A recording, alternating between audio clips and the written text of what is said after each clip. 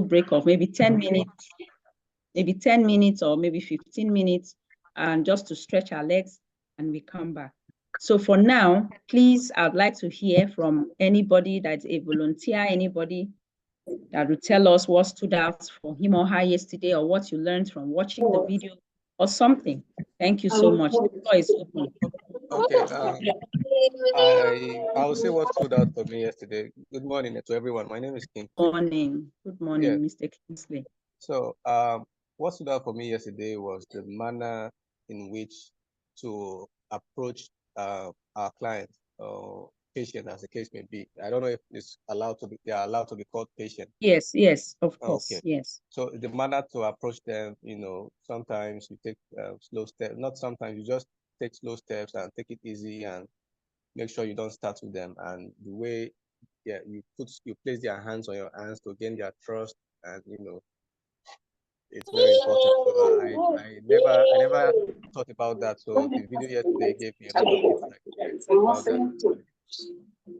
Okay, thank you so much, Mr. Kingsley. Thanks so much for your contribution. I appreciate it. Once again, please, Juliet. Yes, please. Juliet, please do us a favor. Just kindly mute your mic. Ijoma, please do the same. Thank you. I want to talk. That was why. Let me offer you. I wanted to answer. That was why I left it. Okay.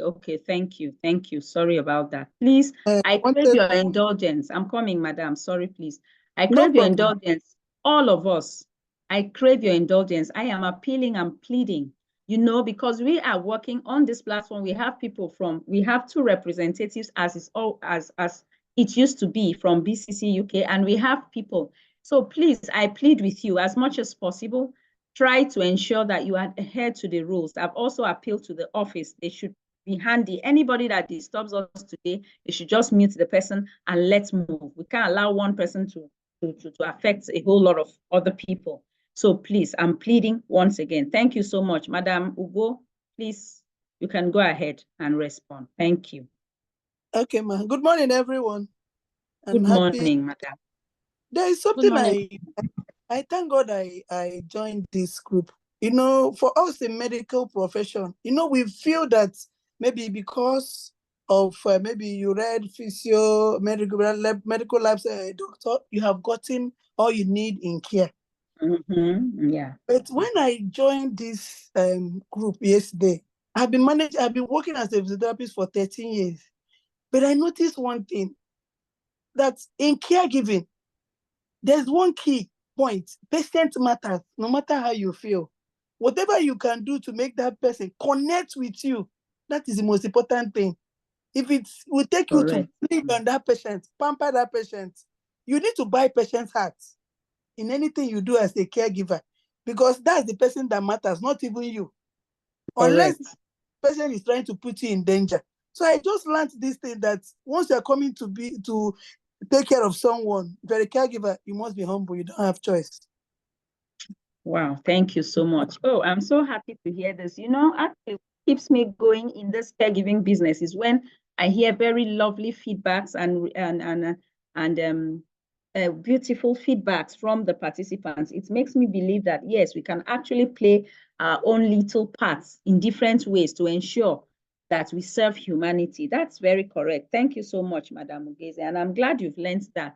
Really, actually, even though what you have said, I'm trying to relate with it, which is very correct, because sometimes I have been in hospitals. I've gone to the hospital, maybe for one thing or the other, and I see the way patients are treated, patients this time around. They are being forced to do a whole lot of, maybe you need to take these drugs, you just have to take these drugs. In fact, especially when it gets to the antenatal aspect, we even have patients that we keep, there's a name we call it this side, that's patients that are stubborn. I don't know how to put it. So those ones are kept in a particular place, they are isolated. Yes, I agree with you. You know why these people do this? To them, they don't see it as doing wrong. They just see it as helping the patient. I have a sister that is a nurse, and she tells me that if you are very soft with patients, in this case, she always tells me that whenever I I'm going with along with this training, I'm having this training, should tell me that when you are simple and soft with patients, that they will not want to do what you want them to do, and they don't know that you want to help them. So you have to force them, you have to, pressurize them. You have to be stern before they do what you want to do. Yeah, in a way, well, she may be right, but in the aspect of caregiving, I speak strictly on that. And I feel that anywhere it is related to, like in the medical, in the health setting, it will work out well for you. It will work out well for you. You don't force, especially outside, not in Nigeria. Because in Nigeria, like I keep saying, anything goes. You can shout on any patient, force anybody, do anything, nothing happens. But outside, it is important that you adhere to these rules. So thank you so much, Madam. I can see Madam Kusan Niyang, please, you can go ahead and speak. Thank you so much for being here. Good morning, everyone. Good for morning, me, Madam. I think one of the things that's very important from yesterday's session is the fact that as a caregiver, you need to connect with the person you're giving care to. Yeah, it's very course. important, and you really stressed on that. Ensure you observe, understand, study the person you're providing care to, so that there's that connection between you and the person. So I felt, for me, it resonated well with me, because thank you very much. Working with people and you're not connecting, you'll constantly be having that conflict, you'll be having that issues and things like that, and it can further aggravate the person you're giving care to. So thank you. Wow, thank you. Thank you so much, Madam Kusan. It's nice to hear that coming from you. Thank you. And that's to say that we actually learned a lot.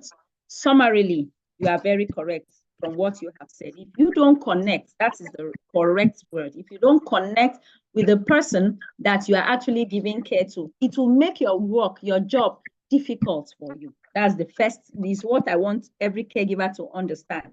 It is very easy for you to work in a place that you have that connection. People love you, people do what, people understand you. It makes you happy because it makes your job go. You keep moving. But when you work in a place that is becoming toxic, maybe you're always having issues with the person you are caring for, with the family, you are knocking heads here and there and all these things, you won't find joy. You won't derive joy from that particular duty that you are doing. So when we are in a caregiving, when we as caregivers in a caregiving setting, you have to ensure that you connect with the person. It's not about you. It's not all about you. Yes, I know we'll get to care for caregivers, we'll get to caregiving responsibilities. When we get there, you will understand that caregivers also have their own lives. They also have their own. So it's not really all about the patient. But so far, you're working there is because of the patient. It's just like my having this training, I'm being paid by BCC UK for you, is for my own good. If you are not there, if you don't enroll for this training, if we don't have students patronizing us, then I'll be of no use. I'll just focus on my one way, on maybe being a doctor. I'll just focus on what I know how to do best. But it's because of you that I'm here. So caregivers, when you understand that it's because of those people that you are actually there, that is the bottom line. Then you do everything to ensure that those people are comfortable. You do everything to ensure that those people actually have their well-being is of paramount importance to you. So thank you for that. I can see that we have some hands raised. Pounds. I don't know who is Pounds once again. I know I asked yesterday, but I have forgotten. Okay, maybe I have to change it permanently. So what I learned yesterday was, the caregiving job is not as easy as we thought. It's really work that is highly strenuous, and we really have to know it from the back of our mind, from the one that you're entering something that is, you have a whole lot of work to do, because some people think that it's so juicy, but it's something that you need to know before entering, and also know fully well that the patience and passion is what that can only drive you, because there may not be remuneration that can drive you, but because I think that the remuneration, it may not be, I think is not that significant enough, but it's only passion that can drive you in this caregiving job. If you're looking for money, it may not be the right occupation for you. Thank you. Thank you. Thank you so much, Mrs. Okechukwu. Thank you for that input. I tell people a whole lot of times that, yes, the money is important, as it is in our country. Many people want to seek greener pastures and all that.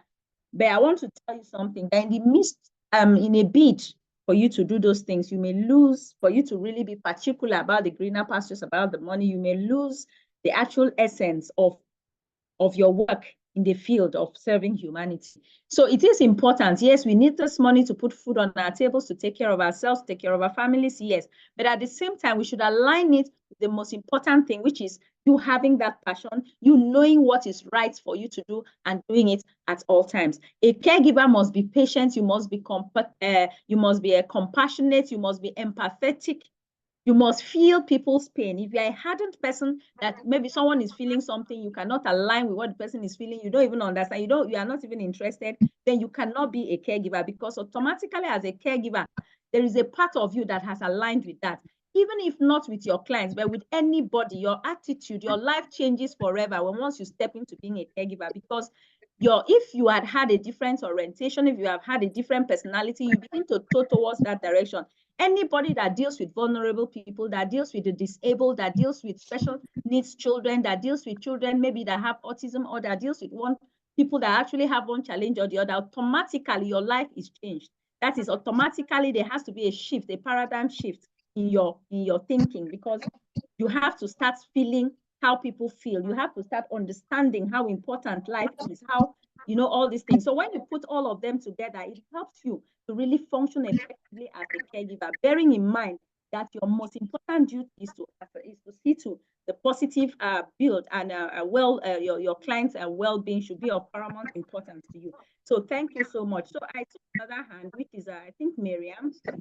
Miriam, you wanted to say something? Am I correct? Yes, ma'am. Please go ahead. Please go ahead. Today we have 4 hours, so we'll use it judiciously. Please go ahead. Thank you very much. You're welcome. Good morning, everyone. Good morning, Miriam. Good morning, everyone. Good morning. Yes, ma'am. Yesterday I was very late, but with the video I was able to watch, because I came in when the video was playing. So with the video and everything, I was able to learn a lot through the video, meaning that caregiving is all about you having full care, you having a full love for your patients, because it comes with love, it comes with patience, tolerance.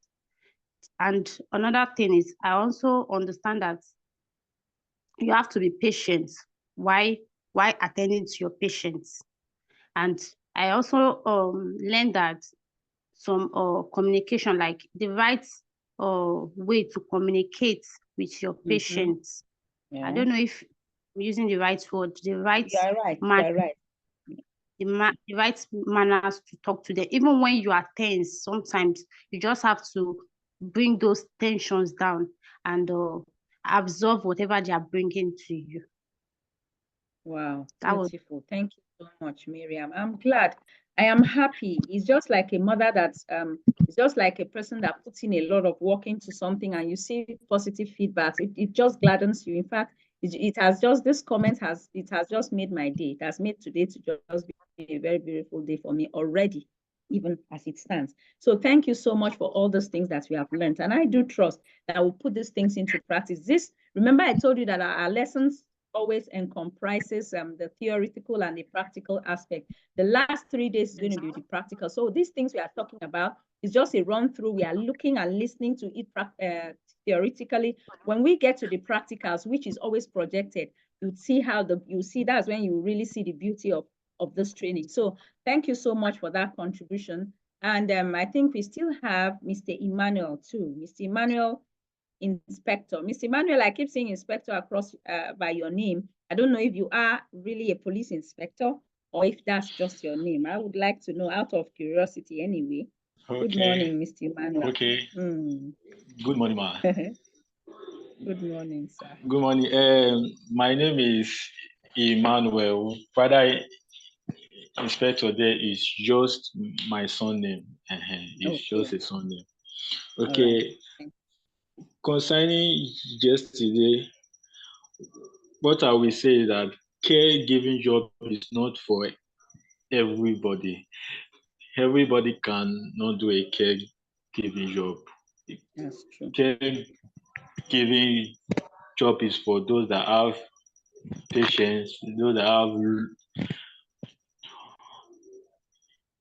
understanding, pity. In fact, it's for those that have a kind-hearted heart. If you are kind, there is nothing your client or your patient will do to you that will make you discouraged, because you actually know what the person is passing through. So for you to succeed in caregiving, you have to drop yourself and put yourself in the shoes of the person you are taking care of. And if you can put yourself in the shoes of the person you are taking care of, you will be able to treat the person in a right way, because we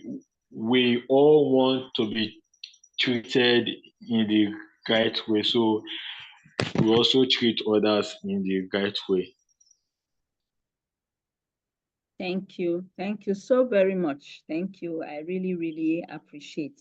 That's a beautiful comment. Kindness is the word. Compassionate is the word. Patience is the word. So when we look at all those words, we put them at our fingertips, all those characteristics, all these traits, we world will even be a better place because we'll do our duties better. So thank you. I don't think we have any other responder, anybody that wishes to respond. Quickly, just in a few seconds, I'll just like to have a rundown of what we did yesterday. Like we talked about caregiving, introduction to caregiving, and I told you that as a caregiver, your life your life, you have to move out of yourself, like Mr. Emmanuel said. You have to be selfless. You have to be willing to give out yourself, selfless act of service. And your services, of course, if you do it selflessly, it will transform lives and it will uplift the human spirit. We've had, even those of us that are women here, you can relate to that. Having house help, like I have had a couple of them, and I can tell you the ones or one or two that have really been endeared to me. That because of their attitudes, they have been endeared to me. I cannot forget them anywhere they are. And even when they left, I've had one that even as that when she was leaving me and going to start her own life somewhere, it was tears all through. My children were crying. I was down, even though I couldn't cry as an adult, but I felt like half part of me was gone. That is just a nanny. We are not even talking about a caregiver. So you see, there are times some people actually impact in our lives that we really miss them, and we cannot just substitute them for any other person. That is how I want a caregiver's life to be. Now, we also talked about a whole other things too. That yesterday we talked about introduction. We talked about person-centered care. That as a person, as a caregiver, you have to be person-centered. That is to say that you should tailor your care, tailor your duties, tailor everything you do around your clients. At no point should you superimpose anything on your client. Yes, we also talked about concepts of person-centered care. We talked about learning about people, valuing people, and supporting people. These three things, very, very important. So we said that as caregivers, you have to learn about the people you work for. This is just a rundown because a couple of us had network issues. So I'm just going to be very fast to go through it for others that weren't around. So you have to learn the strengths of the person, learn the abilities, learn how that person's life was. And we said we could do this asking a lot of questions. No, who was this my client? What was his or her profession? What was he good at? What were the things he did? What motivates them? What do they enjoy doing? What activities? How do you perceive them? How do they perceive themselves and they want to be perceived? How do they want you to see them? All these things are things you should know. So a caregiving duty is not just going and maybe taking the client to toilet and doing this and doing that. As we progress, when we get to toileting, we get to other tasks, like narrowing them down. You would see that a caregiving job is not a walk in the park. It's not all rosy. And as Mr. Emmanuel said, it's not for everyone. So it's better that we realize where our strength lies. If your strength does not align with kindness, patience, it is better you don't even opt into caregiving in the first place, so you don't have issues. So equally, we talked about not judging. our clients, not superimposing anything. We talked about what is important to them and what is important for. Most times the things that are important to people are their habits, the things they have formed over time. You know, it has become a part of them, and things that are important for them are health related. It's important for you to take your drugs. It's important for you to do exercises to be able to stay fit. It's important for you to drink a lot of water. So as a caregiver, like we give some illustrations yesterday, it is right and important for us to balance the two. Pick this one, pick a little from the left and a little from the right, marry it together so that you still give the caregiver a sense of being in charge, a sense of being, I beg your pardon, not the caregiver. You give the client or the patient a sense of being in control of his or her life. There is nothing that kills a person faster than you taking that independence from a person. You taking the sense of being in control of his or her life from the person. You can imagine that. For instance, for a man, let's look, because men are more, for a man that has been in charge of his family, being in charge of his welfare and everything, you know, being in charge of his home as the head of the home, all of a sudden, because of one illness or the other, he's relegated to the background. He's not able to be in charge. He doesn't have that control and that authority. And you think you can just boss that person around or superimpose what you want on that particular person. It doesn't work like that. It takes time. It takes time, and it is not the right thing for a caregiver to do. Anything you need to do to ensure that your client still feels dignified, still feels as a human being, not less of a human being, please do it. That's important. We also said that we talked about valuing people, that you value people, you know, respect them, let them know that you care about them, let them know that they're important, let them feel important regardless of whatever challenge they are facing. So these are some of the things we did yesterday, and we had some case studies, caregiver A, caregiver B, does that. Thank God you will have the slides today, like I said. You know, we talked about person first language too, that there are some people that prefer that the person comes first, that you value the person and you don't rub it too much on their faces, their disability or the challenges that they have. And we had some examples. We also said that we had also the identity first language, that there are some people that feel that their challenge is a part of them. You cannot separate it. So those people, such people prefer you use identity first language with them. Let them know, yes, they are disabled, they cannot walk. Tell them they are disabled. You know, and they don't feel anything. They prefer it that way. You're trying to water down the situation or trying to bring it down. We also talked about recognizing the dignity of risk. That yes, it is not good for them to do the things that are risky, but still make them be dignified in the risk that they are trying to do. But as a caregiver, you know you have your limits. You know you work with a care team that we are going to see today. So make sure that you align with all those people. If you see that the caregiver is, I beg your pardon, the client refuses to go towards your direction, like refuses to do what you actually want, what is good for his or her well-being, please bring the other parties involved. Let it be a roundtable discussion. Let something be done about it, instead of you superimposing what you want or using force or using other methods to ensure that you stop that person abruptly from doing what he or she is doing. So these are primarily some of the things. We talked about cultural diversity. We talked about promoting choice, your client's choice, that at all times try to ensure that you promote your client's choice, independence, autonomy, support your clients. Make sure you know how much and what kind of support you should give at all times. And whenever you are doing anything for your clients, regardless of the state the client is, always make sure he or she knows what you are actually doing for him or her. These are things that are very important. I like nurses for that. When they are taking care of you, please, they'll tell you, oh, we have to turn you now. Oh, please, at this point, I would like to do this. At this point, it's time for you to do this. You keep telling them, you keep notifying them.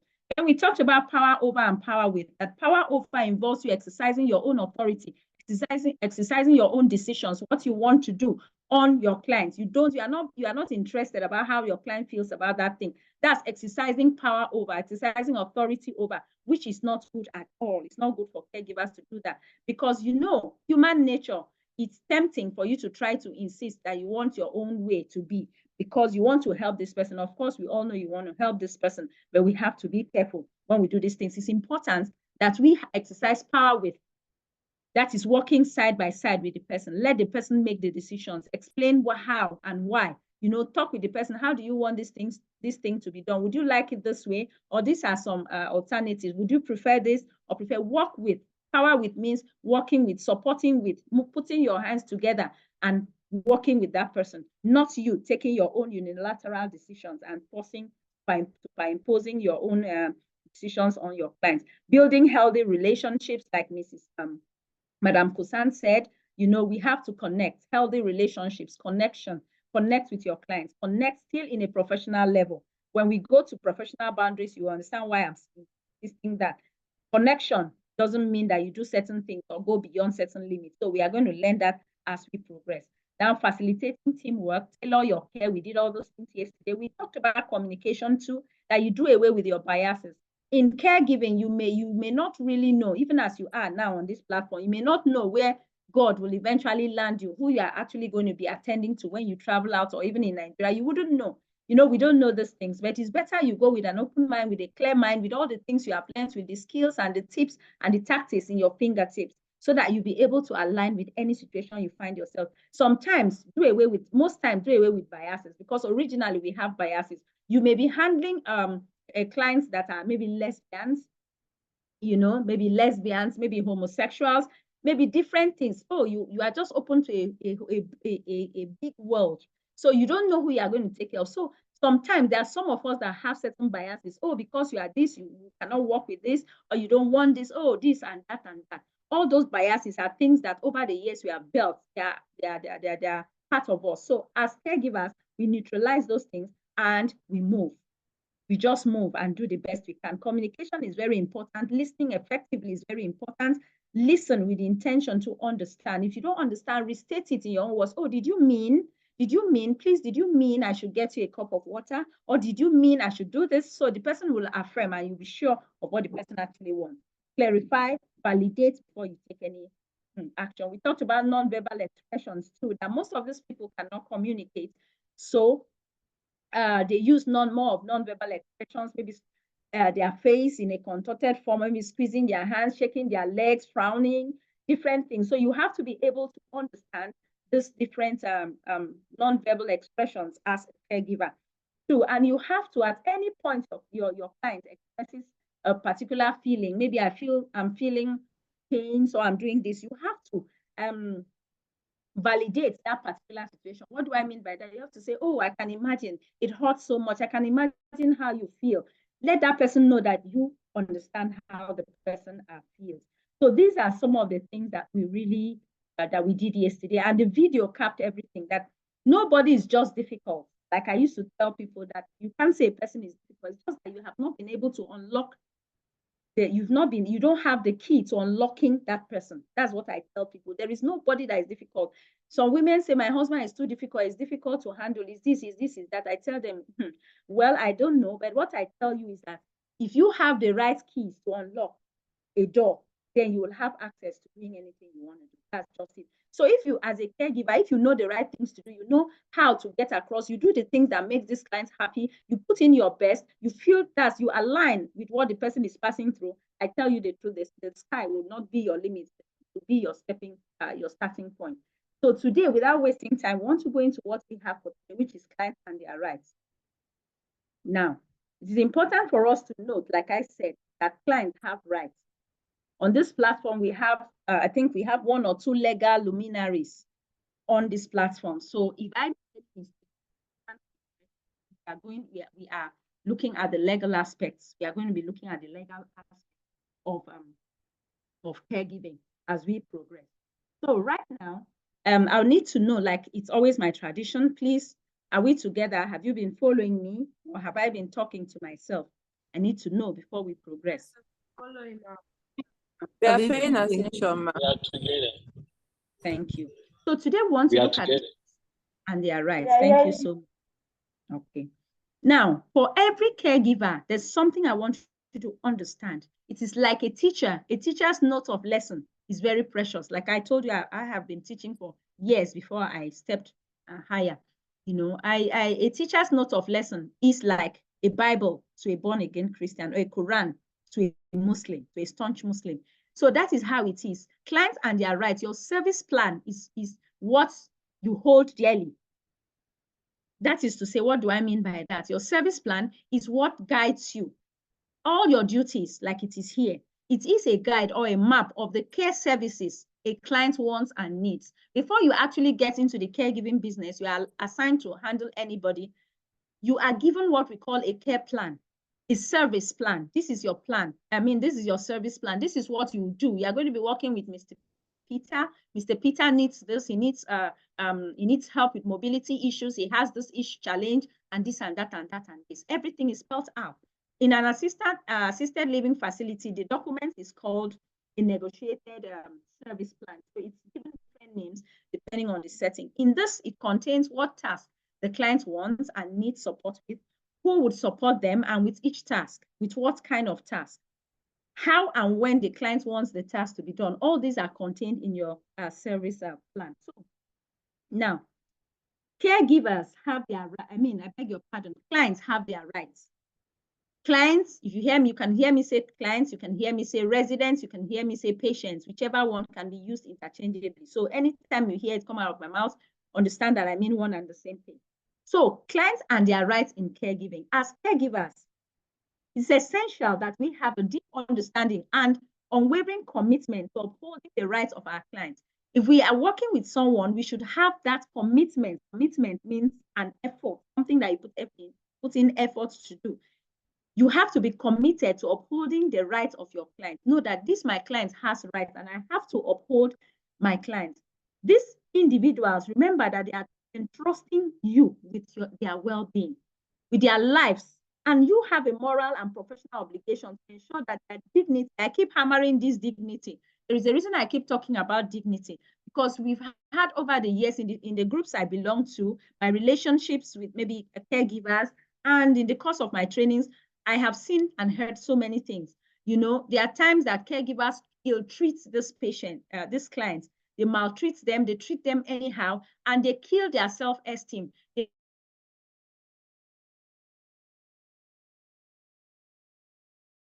In a dignified way, you know. So as a result of this, and when they are blamed or this is brought to them, to their notice, they claim that these people have not been treating them right. They claim that these people used to, you know, abuse them. They say that. It may be true because we know these things happen. But it is important that you know that these clients have their own rights. Now, I am going to give you some scenarios that are not in the slides. Just pay full attention. I'm going to give you some scenarios. I'm going to give you some examples.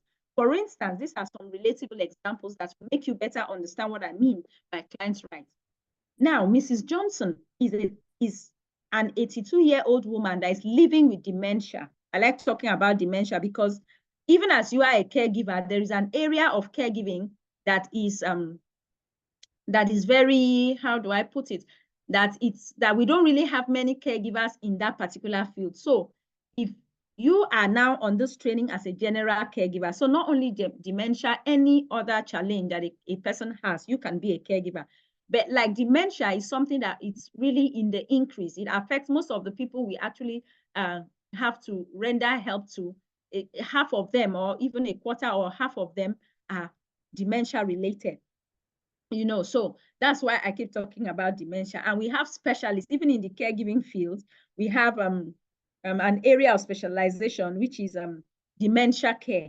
You understand? That is dementia care. Just as we are doing the general caregiving, there are some areas of specialization that helps caregivers that are specialists in dementia care.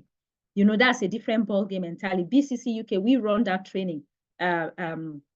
Professional diploma in dementia care level 4 for those that actually want to have an in-depth knowledge of how to handle a dementia patient. That is different. So I'm just using that here.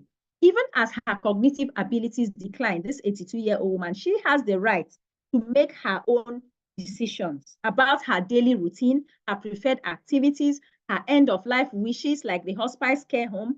They have the right. Don't say because maybe they are having terminal disease or they are very old. You assume that, oh, this woman is old. She cannot even think well. She cannot even reason well. Even as she talks, she cannot even you don't make sense from what she says. How will she now be able to take care of her cognitive, as her cognitive abilities have declined? How will she be able to know what she actually wants? No, I tell you, that's a big no. At all times, you have to ensure, you have to know that they have their rights. Even in that state, they have their rights to be able to say what they want. As such, you cannot superimpose what you want. on them. So these are very, very important. So as her caregiver, you must respect that right to self-determination, while also ensuring that her safety and providing the appropriate level of support. You do those things. So in as much as you want to give her her rights, you also ensure that she gets the appropriate level of support. That is why a caregiver does not work on, you don't work on your own. You work in a team. You report, you document, that is your power. Anything that looks as if, I have to nip this thing in the bud or else it's going to be a problem. This woman insists that she has to do this thing and it's not good for her. I know if she does this thing, it's going to be detrimental to her. What do I do? Instead of you forcing, collecting the thing, throwing it away, maybe secluding, putting the woman in seclusion, put her somewhere and lock her. We've had such issues of caregivers because they've had it up to here. They don't have the right skills. They don't know what to do. They gather these elderly people or these people they care for, and they lock them somewhere. They restrain them. They put them somewhere and lock and say, please, just go and stay there. Let me rest. You see, they do these things. So we've had a whole lot of things. It is important. When I keep overemphasizing it and I keep stressing it, it is for a reason, because as BCC UK, we have a name to protect, and anybody that passes through us, most times they get back to us, they get back to do background checks, they get back to actually get a form of attestation from us. That is at the point you actually get this job. Most jobs, most of the employers actually want to know. So we try our best to ensure that we don't get negative feedbacks. Like we try our best to ensure that you deliver. That's why in the course of this training, I emphasize certain things. So caregivers, you must understand that these people have their rights. Okay, that was one. Now another person, Mr. John, like I like to use, is a 64-year-old man that is recovering from a spinal cord injury. He has the right to privacy. That's another aspect. That's another right. He has the right to privacy, whether that's in personal care routine, privacy in his personal care routine, or sensitive conversations with his family. Sometimes he may need to be to have a privacy to discuss some sensitive issues with his family. Don't say because you're a caregiver, you'll be there 24/7, you stand by his side and you don't give him the privacy when he needs it. No, because he has the right and he can sue you if you have a breach in terms of that. I think the legal luminaries on this platform will be able to explain that further if I'm not really, because I'm not a legal luminary. So as I'm trying to say, you are discussing this discussion and his discussion with other people. Sometimes you are privy to certain information as a caregiver. You are privy to certain information, maybe in terms of some people, maybe as a caregiver, you get to find out that, oh, someone you were thinking that is female is actually male. As you get into maybe mobility sorry, I beg your pardon, toileting, where you have to maybe assist with toileting issues, you find out that, this person, do you see, Jesus, this person I've been thinking that is a woman. Do you know this person is not a woman or this person is a man? That day when I went in, I saw this and I saw that. All those things. You have no right whatsoever to discuss your client's personal issues with other people. That's another thing.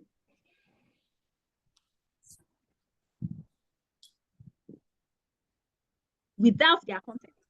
Very long. Now, another person, Samantha, is 28-year-old.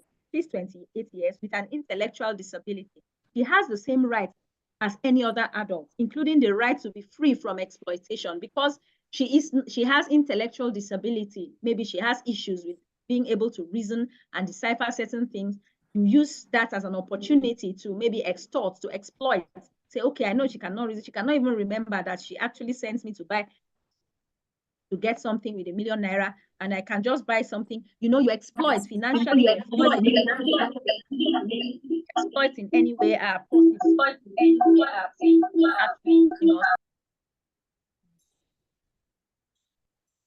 Who is actually giving us this? Okay, it's easier now. I think I've been co-hosted. I can mute anybody that wants to disturb us. Thank you, MJB management. So now, as I was saying, you need to be vigilant in protecting your client from any situation that could compromise her safety or well-being. As a caregiver, you have to be on alert. But the Boy Scouts, I think their motto is be prepared. You have to be prepared at all times as a caregiver. Be on alert, because there are times these people go through a whole lot. These people go through a whole lot of things because they are old, because they are fragile, because they are vulnerable. Most times, even their own families take advantage of them. They exploit them financially. They abuse them sexually. They do a whole lot of things. these people. So it hurts. Anytime I get to this part, I really get emotional because I've heard so many things and I wonder how wicked people could be. There's a story I want to bring in here. There is an 85-year-old woman that was always sexually molested. Now, this guy was I don't know, a serial killer, or there's a name they call it. It's just my memory right now.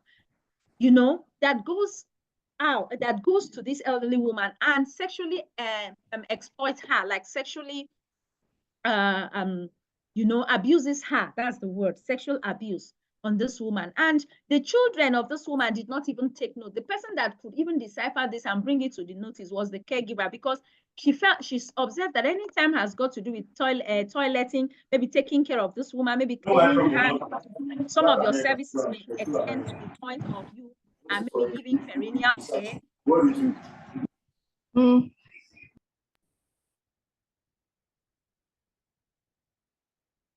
Fine. So I think I've muted that person. It's easy for us now. So like I was saying, she discovered that anytime maybe she wants to wash this woman clean, maybe she wants to wash her, her private areas, she will feel the woman will scream, there will be pains and all that. These are things another person will not know, but because you are the caregiver, you have person-hand information. So she began to dig deep. She began to find out. She began to know, why is this woman always reacting this way?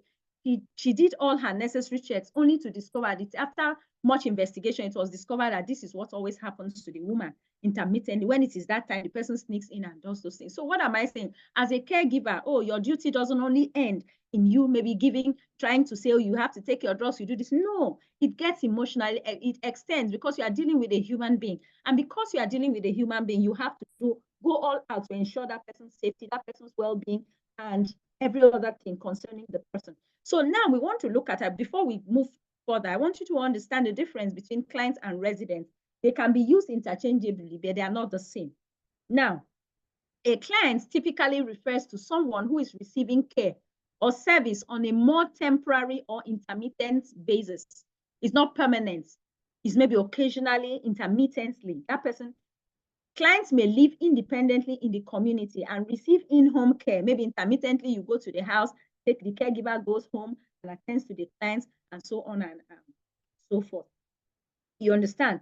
And in the case of a client, the client and caregiver relationship is often more with a client maintaining a greater degree of independence and control over their care plan. So you see, a client is when you are dealing with someone that needs maybe temporary or intermittent care.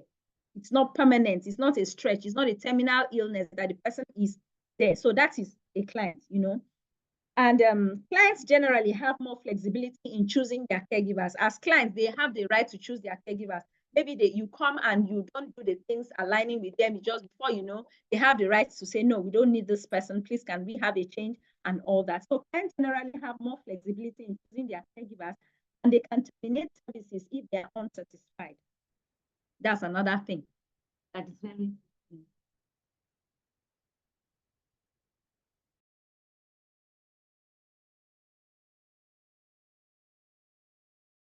Yeah. So as I was saying, so a client, so now a resident usually describes someone who is living full-time in a care facility. Full-time, maybe like in Nigeria, we are still trying to get used to that idea of taking our elderly parents. In fact, in the parts where I come from, if you have a mother that you don't really have the time to take care of, that is aged, maybe having one challenge or the other, illness or the other, and you take them to a care home or a care facility, it's not very common, this part of the world. Automatically, you are stigmatized. Before you know, people will start saying, you see, those children cannot take care of their mother. Do you know that they had to carry her to one place and abandon her in one place for strange people to be taking care of them? That is the way they say it in this part. So in Nigeria, we are still trying to move gradually to embrace this particular aspect. But when you go out to UK, to US,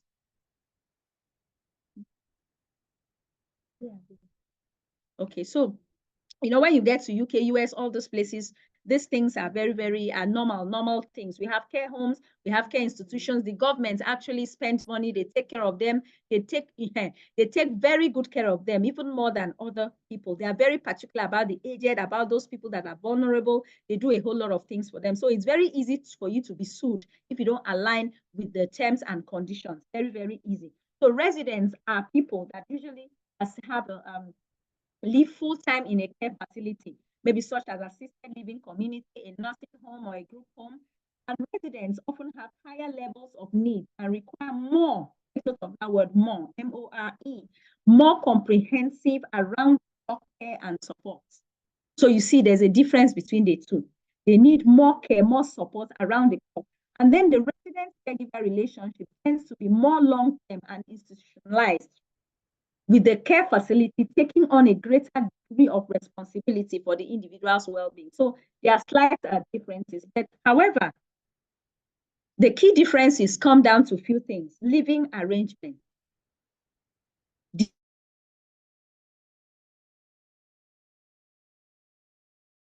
They narrow down to that. So they are slightly different, but they are all people that actually, be it client, be it resident, they are all people that actually need care as we progress. So that is the difference, looking at the two terminologies. When we relate with those people, our choice of words matter. Sometimes you hear care recipient, that's the person receiving the care. Sometimes you hear service recipient, participant, the person that is actually receiving the care. Or sometimes they say consumers. So it depends on the care home, depends on the care setting. They have their terminologies, they have the way they want their things to be done. People have their different ways of actually doing things. So that's being said,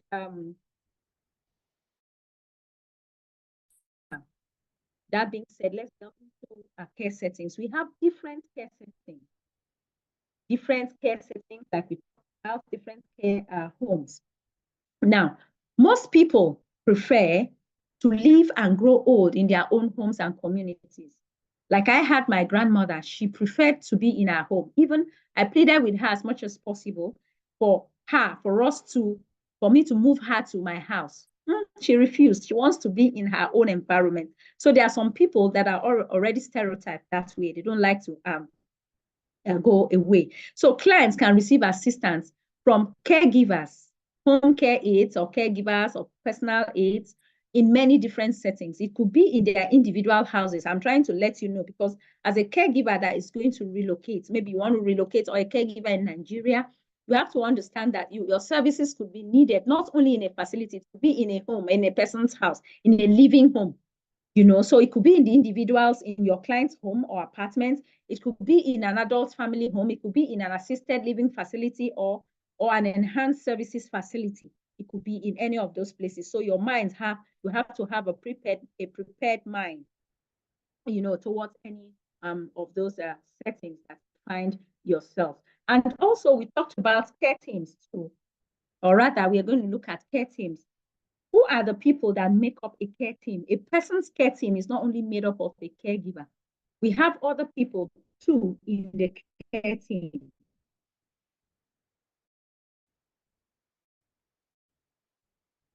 And these people include the client's relatives as well, the people that actually own this client, the nurses, former representatives, they could be from the government, former representatives, formal, and then social workers too, case managers. So a person's care team comprises of those people that I have mentioned. So you see that you have so many people you can work with whenever you are stuck or whenever you are not getting a headway in whatever you are doing. Wherever the client lives, they have their choices. They have choices about the care and services that they receive. Even clients with cognitive conditions that limit the ability to fully direct their care may be able to make some choices.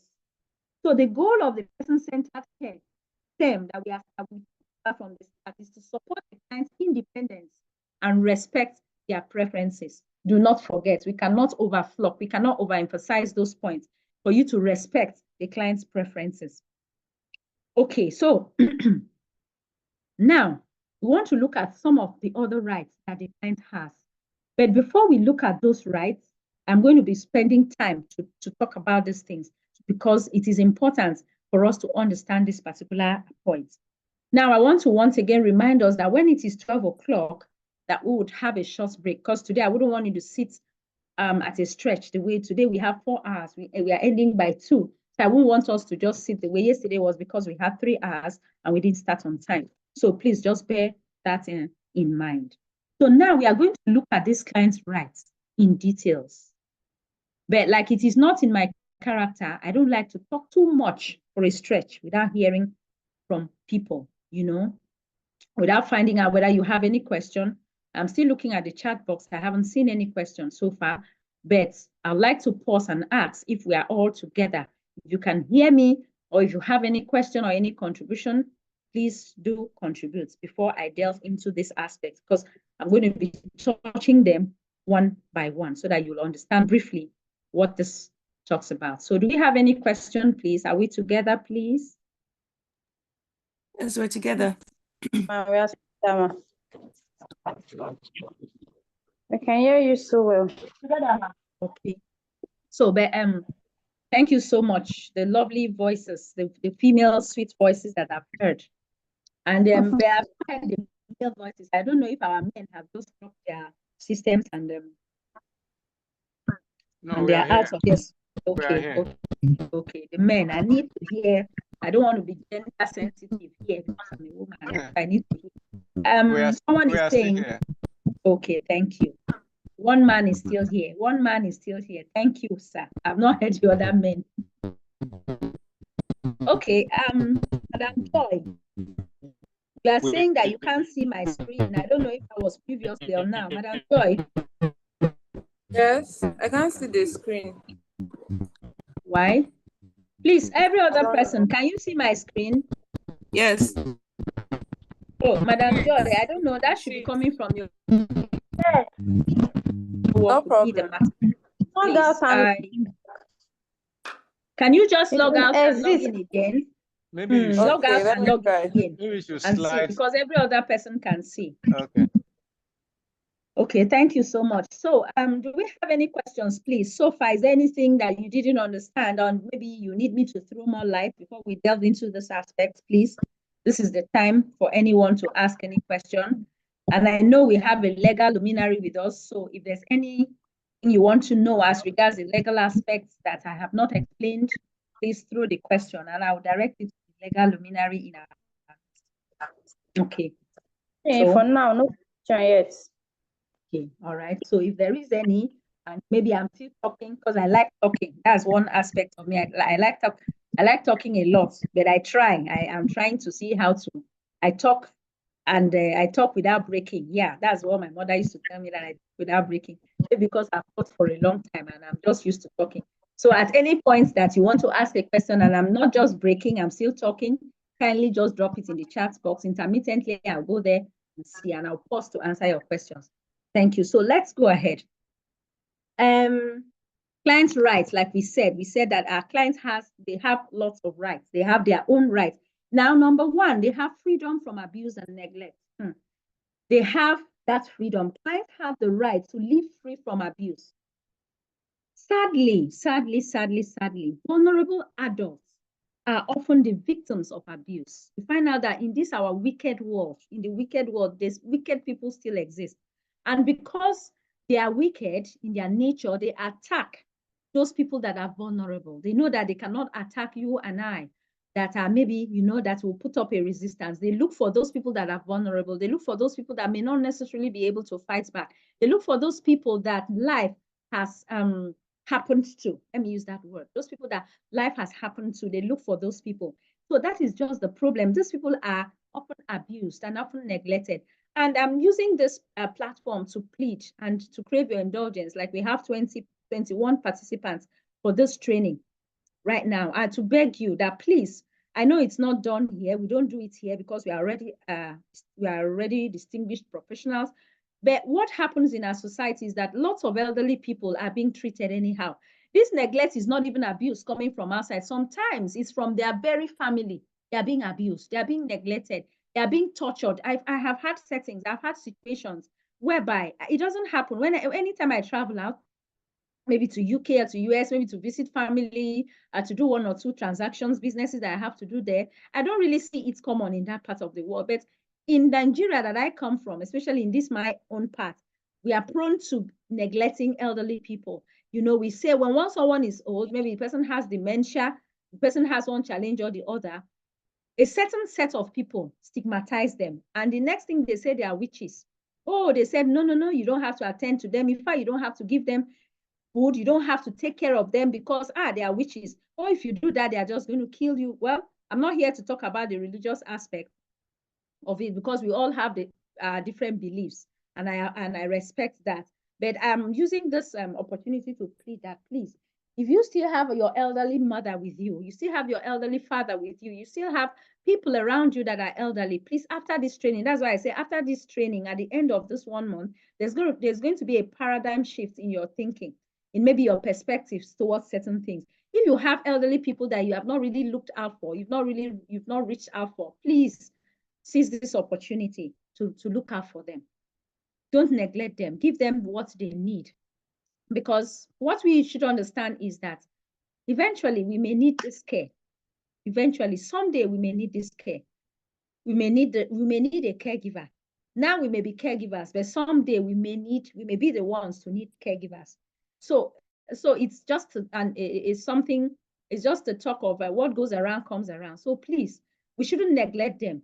You find out that in these parts of the world, you see people suffering, you see people with dementia, you see the children neglect them, they ignore them, they are just there. And one thing I want you to understand is that the level of care you give to these people that really need help will go a long way in prolonging their lives. I have seen situations whereby we have children that look out for their aged parents, that take care of their parents, that go to visit them, that show them love.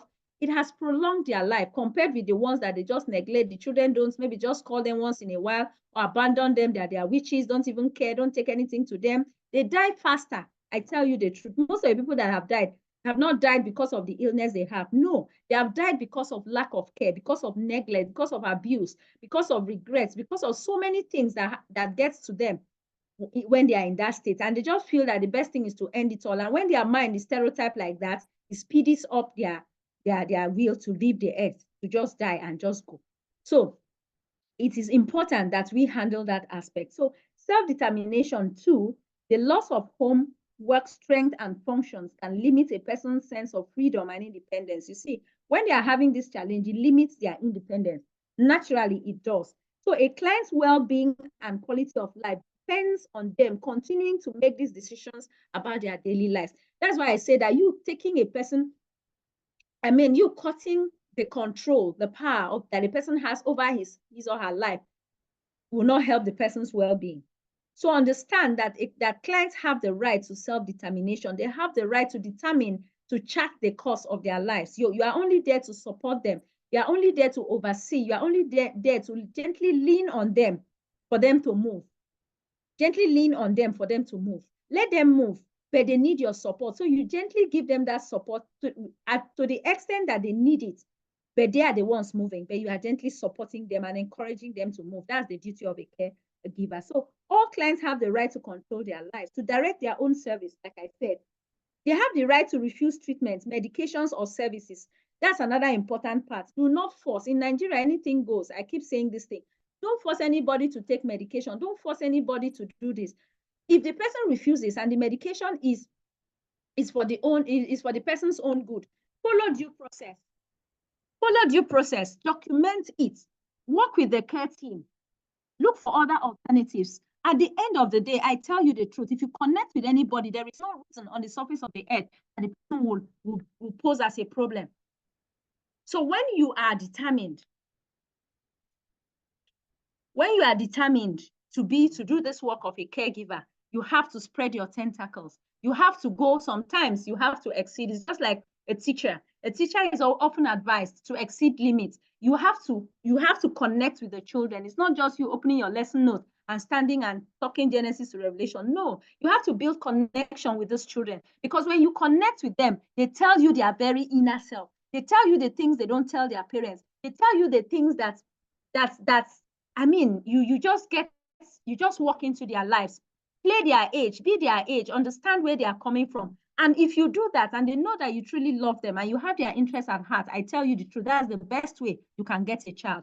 It's not about the force, it's not about the flogging, it's not about the harshness. Oh no, these days, especially children of days, you don't follow them like that. If you follow them like that, you lose them at the end of the day. So why am I relating that? I want you to understand the angle I am coming from. Allow your clients to actually take their decisions, even if it is risky.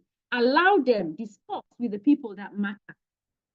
Explore avenues, explore alternatives, explore other ways. For example, someone that likes taking sugar, and you know that sugar is not good for someone that is diabetic, that is diabetic, yes, permits me to say it like that, to use that form of language.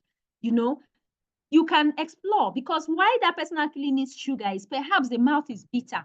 They all have reasons for doing this. Perhaps the mouth is bitter. So you can discuss with the care teams. Doctors are also part of the care team. You can discuss, okay, this person complains that the sugar is because the mouth is bitter. What else can we explore? Sugar is not good for our health. Let us see, can we bring her in? Can we look for other alternatives that will not make her mouth sugary and will not be adverse, will not have adverse effect on the health? So you see, there are ways things can actually be worked out. So right to make healthcare decisions, they have to make their own decisions, like healthcare decisions. They have the right to refuse treatment. They have the right to refuse treatment. They have the right to refuse treatment. They have the right to refuse medications or services at any time. No one can decline to do anything the client does not want to. Please take note of that. We are talking about the legal aspects now, so that you don't get on the other side of the law, because it's not sweet. The other side of the law is not very sweet. So when we do the things that we should not do, takes us to the other side of the law. So don't force the client to take medication. It is wrong. If they use this treatment or medication, follow the guidelines that we already have for balancing choice and safety. Is important. Now, what are those guidelines? I must remind you of the guidelines at this point. Explain to the client why you are concerned. That's number one of the guidelines. If the person is going through the risky path, explain why you are concerned. Offer safe alternatives that could meet the client's desires, allowing them to make the final choice. Even when you offer this alternative, don't force, okay, because of this, okay, the next you are going to take this. This is the alternative. No, even while making the alternative, let them have the final and the final decision. Okay, that's fine. I think I will opt out for the alternative. That is their own decision. That is their own answer. Also, report your concerns to your care team, your supervisor in your care team, so that they can note the client's preference in the service plan. Document your concerns, what you did at that point. Maybe seeing the person taking sugar or the person wanting to take sugar. What did you do at that point? And who did you report to? All these things are, all these things are part of the documentation. So a client, like I was saying, that a client has the right to make self-decisions. This is very important. Before a client receives treatment, the client must understand, good, this is the part that thank God we have some medical professionals on our platform here. This is the aspect that we really have to look at. You can do it in your own little corner and others can learn from you. See, it is very important that before you administer medication to a client, let the client or the patient, let them know what you are actually doing. Let them know. I've had a situation when I learned this thing was actually some years ago. When I learned this, I was given an injection. I went to the hospital. I wasn't feeling too well. And so I was given an injection. And when I came back home, I didn't even know, to tell you the gospel truth, I didn't know the injection I was given. The doctor just said, okay, give you an injection, prescribed, and did the normal things done. I went to the nurse and I was given the injection. And I assumed, okay, I've been to the hospital, I've been treated, certainly I'm going to be fine. And I went home. When I got home, my husband asked me, okay, you're back from the hospital. How are you? I explained, I saw the doctor, this and that and that, and I was given an injection. He now asked me, because my husband is a doctor. So he now asked me, what injection were you given? I looked at the roof and I looked at the floor. I don't know. I just know the nurse gave me injection. I don't actually know the injection I was given. And my husband told me that is wrong. And it was from that very minute that I held dearly onto this. And I understood that it is my right, because before I thought that once you complain to the doctor already knows has been able to do the diagnosis, understands everything, and then hands you over for treatment. That's they just treat you and you go. You don't need to know what they give you. And especially some of the hospitals we have around, they'll just say, if you ask, they'll say, it's not, you don't have to, you don't need to know it. You don't need to know, you've been treated. And you take the injection, you'll be fine. They just say you'll be fine and case closed. They don't tell you. So, but when I delved deeper into this caregiving, I began to move higher. One thing I do is that before you give me any medication, I ask you, what is it for? What's the name of the medication? I know. Why? Because if something happens thereafter, oh, they will know that, oh, she was given this injection and this is what resulted, and so on and so forth. There's something we call informed consent. That's it, informed consent. Before you give any kind of anything, let the client understand the purpose, the benefits, the alternatives, and the potential risk of particular medication that are given to the client. It is important. It is very important. As caregivers, we are not expected. I'm just bringing that in here so that we have a knowledge of, because we are still members and part and parcel of the care team. The caregiver is not supposed to be not supposed to delve into giving injections, giving insulin. I see a lot of things happen in the internet. You know, we have a lot of caregiving programs online. Yeah, I'm not trying to blow the trumpet, but we in BCC, we adhere strictly to what we have in the curriculum. Because when you go there, outside the country, you want to go and practice, they don't deal with how do I put it? They don't take any. You have to be highly professional in whatever you do. Let me just say that. So I see a lot of people, maybe for CNA trainings, for caregiving trainings, physical ones, they go to the extent of showing you this is the right way to give injection, this is the right way to give insulin injection, this is the right way to do this, and this is the right way to do that. It is 100% wrong. You know that you should know your duties. And your duties, we also have rights of a patient. Thank you so much, Faith. Yeah, we have rights of a patient. Beautiful. Thank you for that. So it is important that your client knows why he or she is taking a particular medication, alternatives, potential risks. Let them have informed, let the patient or your client or the resident be informed, have that consent, informed consent, know that this is what, and give consent to it before you do it. That's when you cannot force them to do what they are not, take medications against their own will. They can also refuse take treatment. Like I've said, if they refuse to take treatment for any reason in the course of your duties, nobody will hold you accountable for a client that refuses to take treatment if it is properly documented, especially as a caregiver. If it is properly documented, you don't have any issue. Take it anywhere. There's no court in this world that will hold you responsible. If you do what you have, if it is properly documented, if you make sure that your care team, family members, everybody are aware of what is actually happening, and you will have explored other alternatives. Those are things that you need to know. All right. We also have the right to a restraint-free environment. I must emphasize this particular aspect. All people, everybody, all people have a human and legal right to live free from restraints. Very important. You don't restrain a person. They have the right to live free from restraints. They have to have a free environment. Your client has to have a free environment, should not be confined to a particular space. Now, I want us to look at this restraint. Permit me, let me quickly move to the next slide. I'll be back here. I want to show you some pictures that will buttress this particular right to a restraint-free environment so you understand what I'm actually talking about. So permit me to move to the next slide. We'll be back here shortly. Back to this slide. Fine. Are we together? Please, can we see my screen? Are we together? Yes. Yes, I can see it. All right. So I had to pause. Thank you. I had to pause at that point so that we can look at this physically and understand. Now, there are times, permit me, because intermittently I have to sip water. Hence, you will hear you have some breaks. I'm just trying to sip a little water so I'll be hydrated.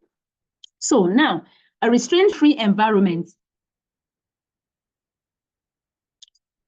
A restraint-free environment, you don't have to, all people have the right to be free. People have the right to be free, regardless of the age, regardless of the challenge, regardless of what is exactly happening to them. They have the right to be free.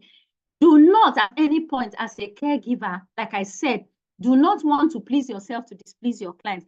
Oh, I must emphasize, we have had issues severally of people complaining on Facebook here and there of these people being treated. I don't know how I wish you can all all of you on the platform, you can all dissect my heart right now as I'm talking.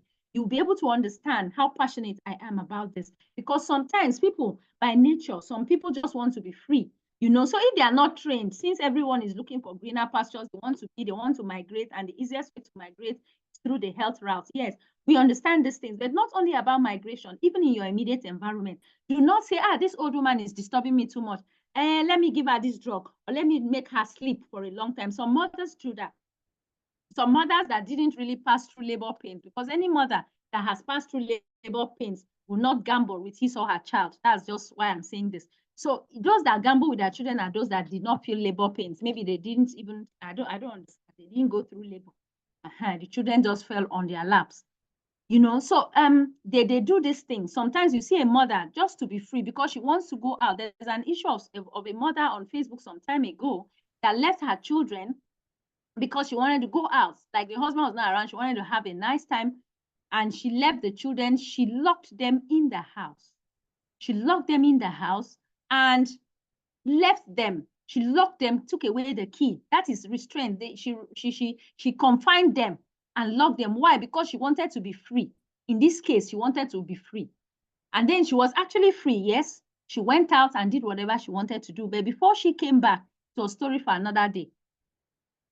Before she came back, because there was no light, so she put on the generator. So the fume of the generator affected these children, and the children inhaled the poisonous gas, and then that is how the children slept and never woke up again. And she was not even around. That is the funniest thing. She was not around because she wanted to go out, so she locked the generator without having the right knowledge. That's another thing that we caregivers have to know. We need certain qualifications. If you really want to go out, you need certain trainings, you need certain things to have so that you'll be fully grounded. You need to have at least an emergency response training. You know what to do when there is an emergency. Thank God for this training. We are going to put you through CPR, cardiopulmonary resuscitation. We are going to show you how to handle first aid skills for caregiving. We are going to get to that, the practicals. We are going to see it. In case you are faced with any situation whereby you have to render first aid, because a caregiver must be a person well-grounded in first aid. Don't allow anybody deceive you, because it's not every time. Before you reach out, you have to render first aid. Before you call the care team, you have to render first aid in an emergency. So these are some of the things. Mental health training is also important for all caregivers, because it helps you, it boosts your portfolio. It makes you have an edge over others that are just going there with a caregiving qualification only. Because you are going to see people that have mental health, that are affected, maybe depression, maybe, I don't want to go that route. So let me not bring mental health into this. I just wanted you to, have an idea of what I'm talking about. So do not at any point restrain, tie, lock, put, in a confined space because you want to be free. Of course, you don't need to be free because you have someone to take care of. So what am I saying? Now, let's look at this. We have different types of restraint. We have the physical and mechanical restraint. What do we mean by that? Like the first picture you see, that particular bandage and tied around the man's hand. You can see that, you can see something like that. Don't forget, this person is perhaps bed bound, has mobility issues, maybe is not feeling fine. And you decide to tie that person in that manner so that you are free. It happens, it's not fiction. All these things I'm telling you is based on experience. You understand? So there are things that happen. So anything that prevents, what do you mean by this physical restraint? Anything, I repeat, anything and everything that prevents or limits a client's movement or access to their body is a physical restraint. It limits their movement. Like you can see in that, you see that bandage, it has limited that man's movement. He may want to turn around, he won't be able to, because that bandage has restrained his hand, has restrained his movement, does not give him freedom.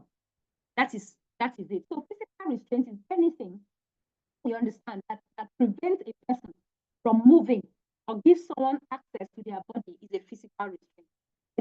Some examples of this physical restraint could be a tie, belt. It could be a tie. A tie could equally restrain someone physically.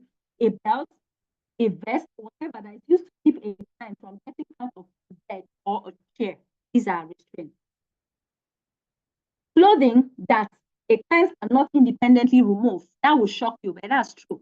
When you are dealing with, as a caregiver, dealing with people that have these issues, you don't wear them things that you know that they cannot on their own maybe have access to being able to remove. That's restraint. That is restraint. You see that outside, they are very particular. This, we are actually using the curriculum that is used if you become a caregiver in any of those countries, especially outside Nigeria in this case. So there are things that we take for granted because of our background, because of our nature, because of, you know, we are tough people generally. If we are from Nigeria, you're from Ghana, all those African countries, you know, we are tough people. But when you go out there, the whites don't take things for granted. Very little thing like this. Remember, I told you a story of a lady that came and prayed, that assumed she was doing a good thing. She came and prayed for a lady in the hospice care department. And after that, that singular action cost her job because she didn't know, she did not understand, she didn't have the skills that she needed. That you don't deal with people like that. You understand what a person wants and you seek their consent before you do it. You don't look at the fact that the person is vulnerable, and you assume the person doesn't know anything or cannot make decisions for himself or herself. And you carry your own religion and go and superimpose it on somebody. That's what cost her job. So what am I trying to say? Things like that, we should be very careful about. Okay, so holding a person's hand down against their will.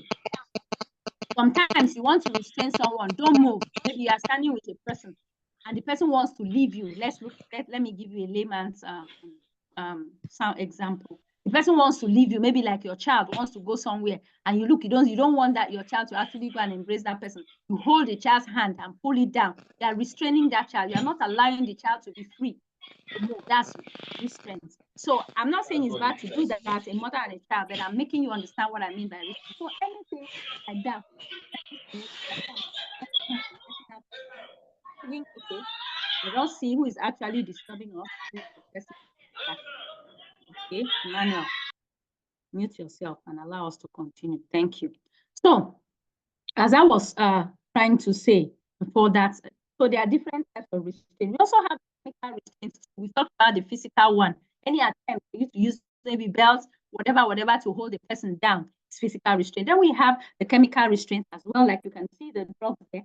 Chemical restraints are drugs that control mood, mental state, or behavior. They do not treat medical conditions. Good. Now, sometimes I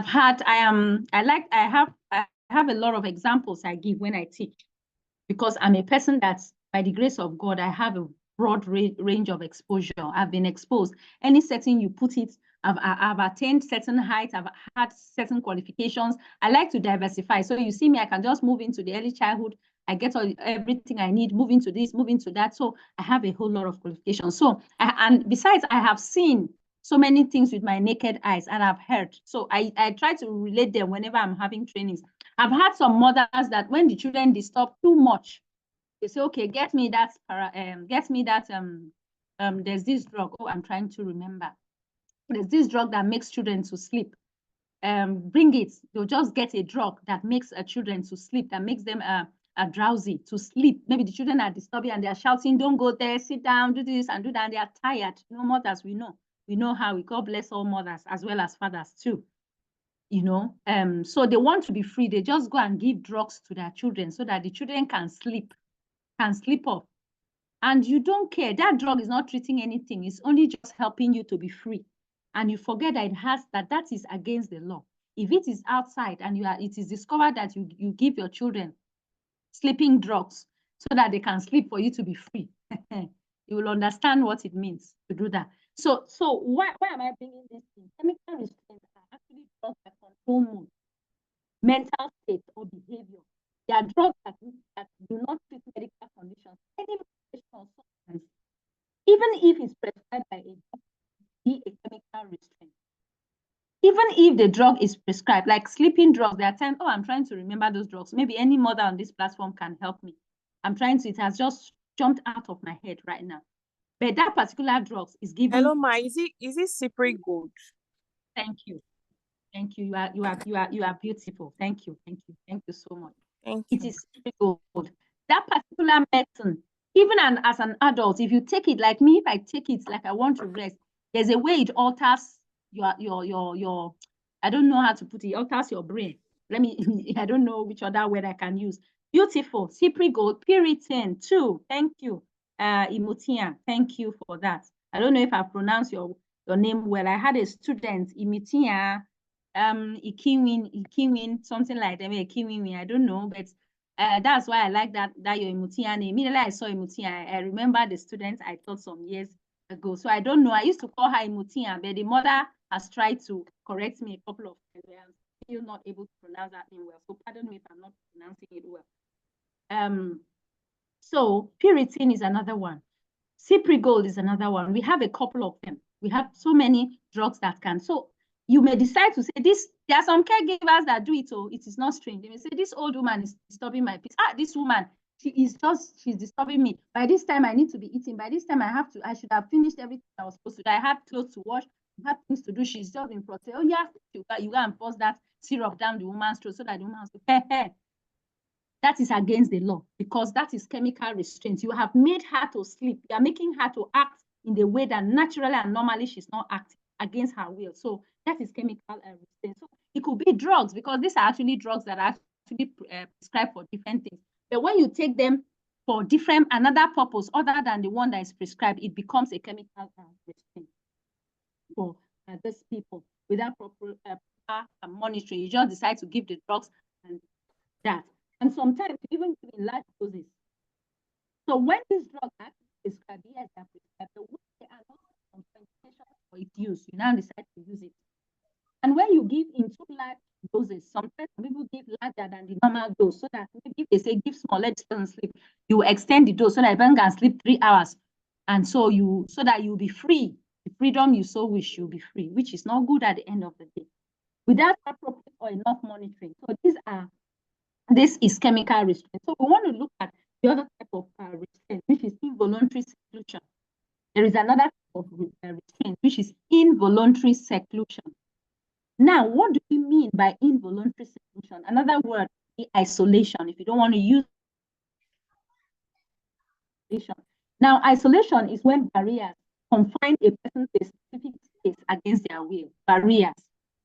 For example, locking a client in their room.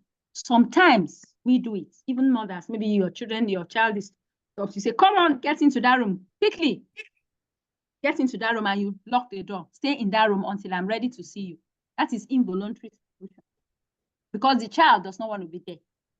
Now, in terms of a caregiver and an adult, you want to lock this woman that has become a nuisance to you, maybe not doing the things you want and giving you headache. Permit me to say like that because I've heard a lot of terms from caregivers. This woman is giving me headache. She's stressing me. I didn't bargain for this, and so on and so forth. So because she's stressing you, decide to lock her. You just leave the room, lock the door, and say remain there. You force a client to stay in bed against their will. You don't allow them to stand up and move around. Stay in that bed and don't get off that bed until I'm ready. So many things happen. So I want you to understand. Okay, let's see what Miriam, in a situation your client needed to take their medication and he or she refuses to take at the moment, and he or she takes it at that moment, and his or her, I don't understand, and you have persuaded the clients, do you report it? Yes, very well, Miriam. Reporting is important. As we are going to get to documentation and how to report. You see, I told you that this training is packed.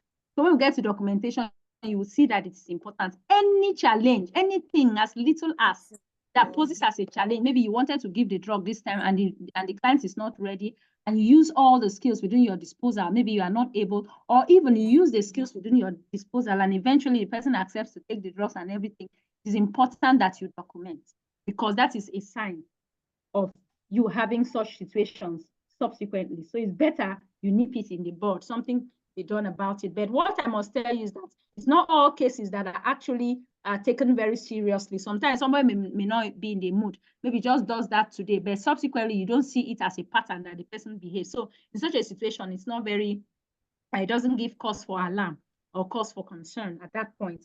You just try to see if it's only maybe the person does it the first time and does it the second time and it's not a serious issue. Good, maybe like eating and the person doesn't eat at that time. But if it's something that is important, has got to do with person's health, has got to do maybe in the line of a person's medication towards helping the person get better, then you have to report. It is very important. So these are the different types of like you can see there, you see that woman there, she's locked in the room, she's locked there, and she's not happy, her 2 hands on her face. She's like, oh, I tell you, these elderly people think, you don't know what they think. Even as her hand is there, she'll be saying, oh, look at me, what is happening to me? Is it not even better for me to just die? What's the meaning of all this? They think of so many things. You don't know what illness can put in a person's brain. I have seen, and I can testify to, you don't know what illness can make a person to become. You understand? So we don't, as a caregiver, you don't expose them to such a hazard. So as I said, please let me quickly go back to that slide. So confidentiality and privacy, that's another thing, another right. Your client has the right to personal privacy and confidentiality of their personal and clinical records.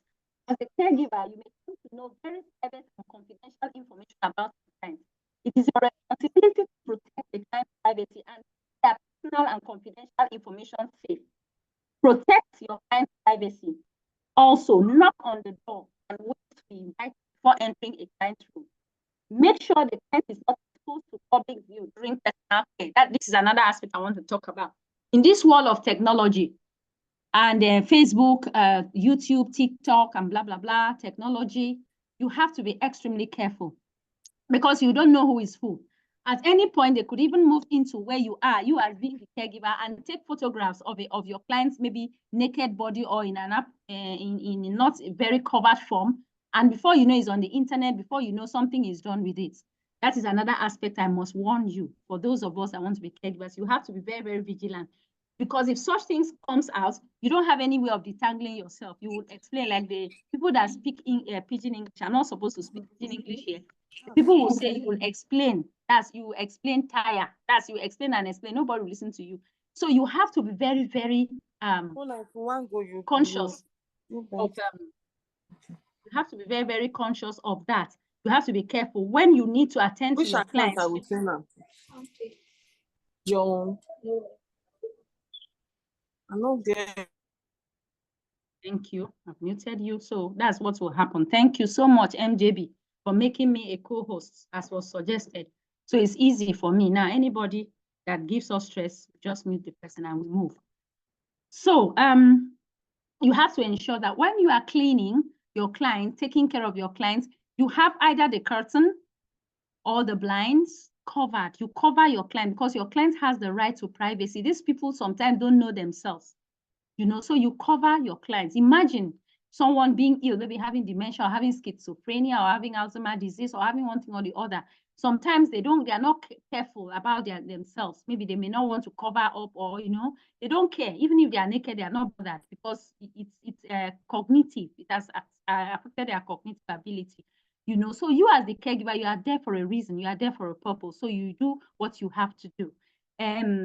For them, it's just like you're talking about a woman, maybe a woman that is in labor, you know, and maybe before labor, I have seen, I've seen some women come in, and when they need to be checked sometimes by a man, maybe ladies, when they need to be checked by a man during antenatal, and they are asked to go to a male doctor, you see them, some of them will prefer to go to a female doctor, like they wouldn't want to now maybe undress for the doctor to, they don't know that doctors see everything. They see anything and everything.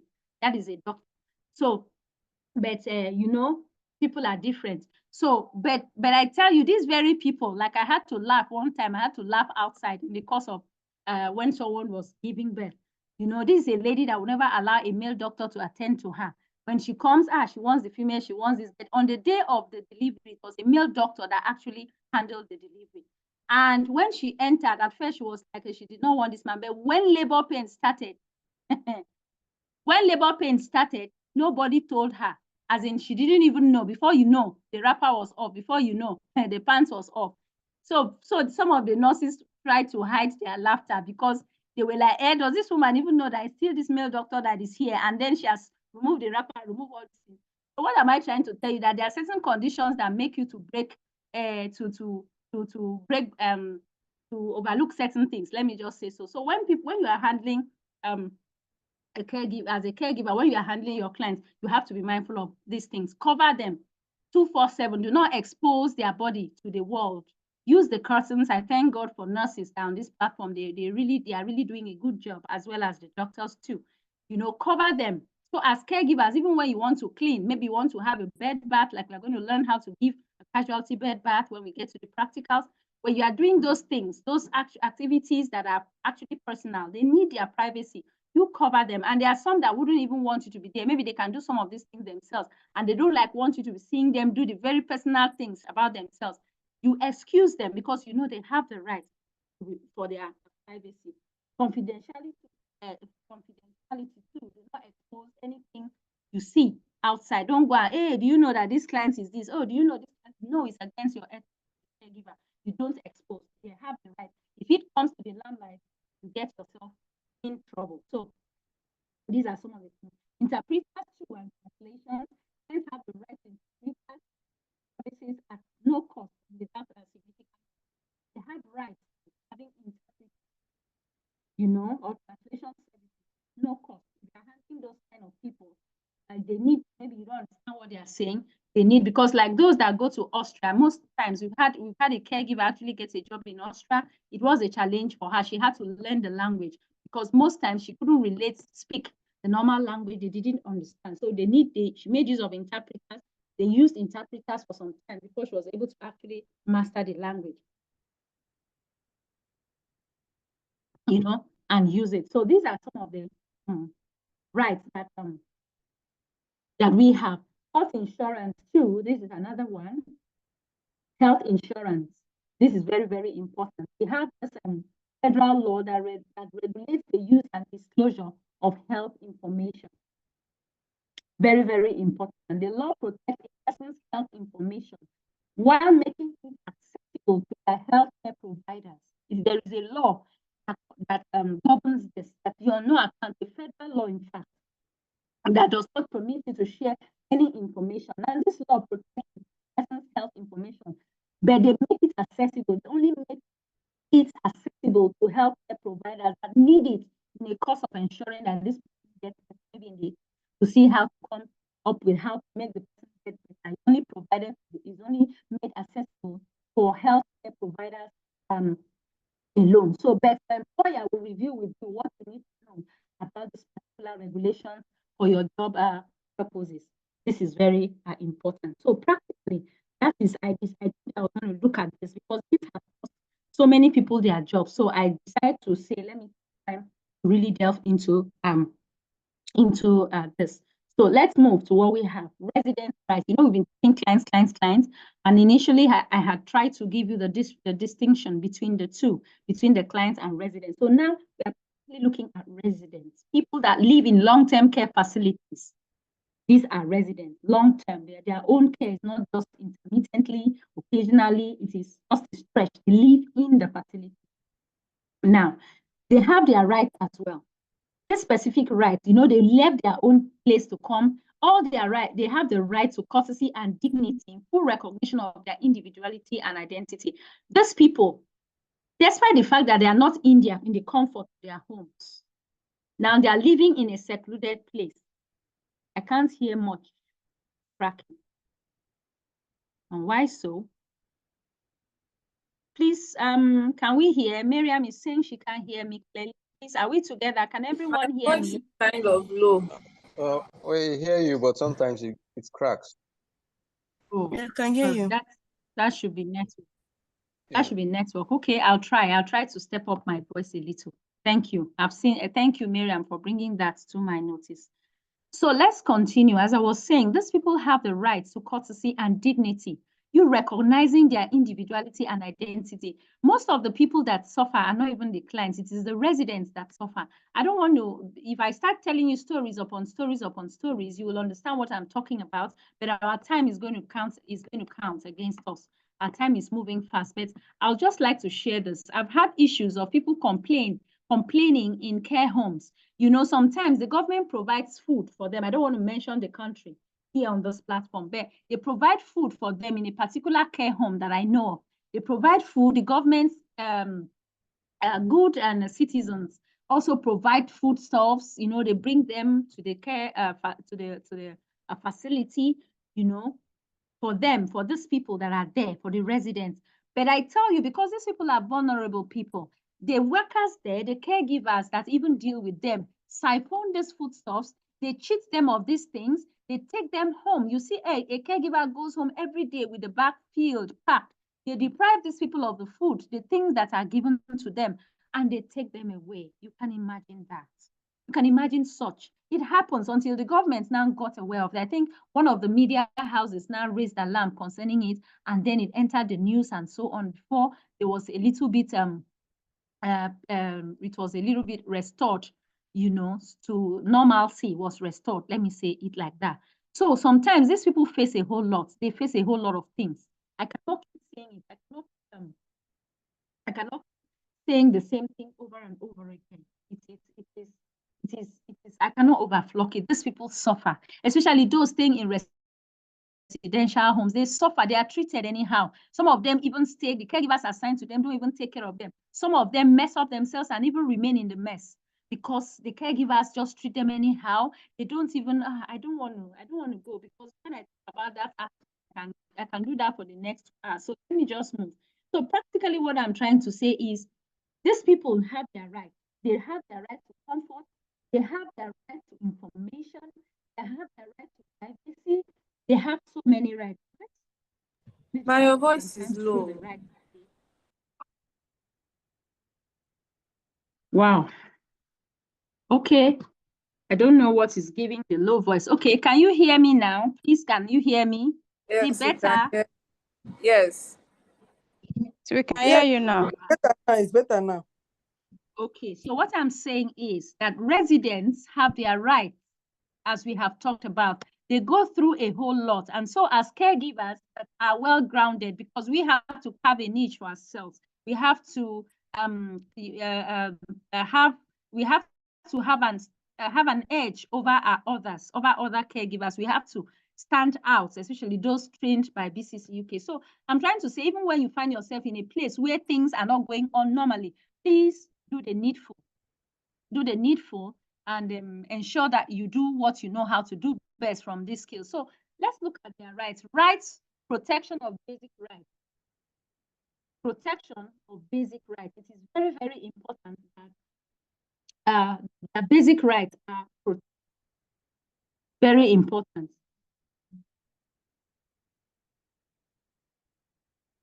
Please just give me a second, just a minute. I'm trying to see, asking for the information. You're serious. Okay, sorry about that breaking transmission. I was trying to solve something else. Okay, thank you. So protection of basic rights. Number one, residents have the right to enjoy their basic civil and legal rights. They do not lose any rights when they move into a facility. When someone moves into a facility, a care home, a care facility, the person doesn't lose any rights as a human being. All the rights go with them. All residents have the right to their right, that force, without discrimination or punishment, as every other human being, as a client, the same right apply. So now they also have the right to comfort and security. They have the right to a safe, clean, comfortable, and home-like environment. That is to say that when they leave their home and come to the care facility, it has to be a place away from home. Like a place I used to visit, their slogan is a home away from home. So a care facility should be a home away from their homes. So they should be treated well. You know, they have the right to have visitations. They have the right to have their family members around. They have the right to be happy, to read their newspapers, you know, to listen to music, to live their lives just the way they are. They should, if they were in their houses, they have that right. So on no account should they be deprived of this important right. So that is why we are trying to talk about them more. They have the right to comfort, like I was saying, a clean environment, make the environment is clean. Do not just abandon them and leave them as that, okay, I have come, I wanted to sweep. The residents did not permit me to sweep, then I cannot sweep, and this and that. And you don't even follow it up. You just say, okay, I have 10 more rooms. I have to attend to other. You leave, you move. No, I'm not preaching here, but we know that Muslims, I don't know the Quran, but like the Bible, we are told that if you have many sheep and one goes astray, you leave the other ones and you go look for that one that went astray. So it's like try to relate it that everybody, you have to carry everyone along. You have to carry everyone along. And that's why I'm trying to even experiment it or express it on this platform. I don't want anybody to be lost out. Anybody that has any challenge has to be handled because we all paid for the training and we have to move along. We have to just keep moving. So that is the spirit in caregiving. Carry everyone along. Understand everybody, empathize with everybody, feel everybody, be patient with everyone, be kind to everyone. All these are tips and traits that must be with us, not only as caregivers, but in all our relationships with everyone. All right, so we also have the right to communication and participation. Now, the resident decides who they interact with and who they want to meet with. And they have the right to participate in resident meetings. Very important, because as residents, they hold meetings. So they have the right to participate in this meeting. They have the right to say, I want Peter to visit me. Oh, please, I beg you, henceforth, I don't want John to come around this place. I don't want to see John. So they have right to visitation. They have to have their grandchildren come around them, sit down in their own space, run around and make them happy. You know, they shout here and there, don't drop that, pick that, you know, it gives them joy. So they have the right for visitation and communication. They have the right to communicate, to be communicated to. Good. And they also have the right to send and receive mails. They have the right to send and receive mails, have access to paper, pen, pencil. When they want to put something confidentially, maybe they want to write for those that still have the ability, give them that liberty. They have the right to communicate with their loved ones, to write, to seal it, to put in envelopes, or to send mails, to do anything they want to do with their life. Good. They have the right to finances and property. Also, residents have the right to keep and manage their own finances. The facility must not require residents to deposit their personal funds in the facility.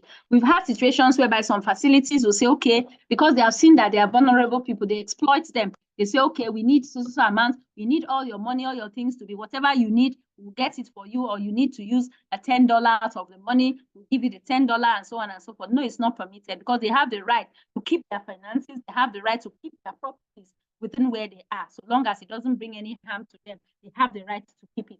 Now, grievances, they have the right to make official complaints about the services that they are given. If they are not happy with you as a caregiver, if they are not happy with what is happening there, like that instance of taking away food, it was some of the residents that actually brought that to the knowledge of the media house that blew it open. You know, they have the right to complain. Don't say, because they complain, this one is problematic. He likes to complain. Everything you complain and you complain, and then you try to see how to shut the person up without complaining. It is illegal.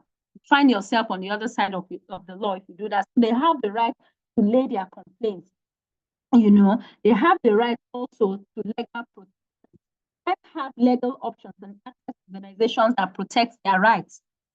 They have organizations, the disabled have their organizations, those living with one issue, challenge or the other, they all have organizations that protect their rights. That if for any reason you are reported or those organizations get wind of, social workers get wind of it, or it goes out, you are really going for good. So these are some of the things that we need to like understand. So that being said, we have really wrapped up rights of residents and clients. What are their rights? We've talked about that. We have 12 o'clock.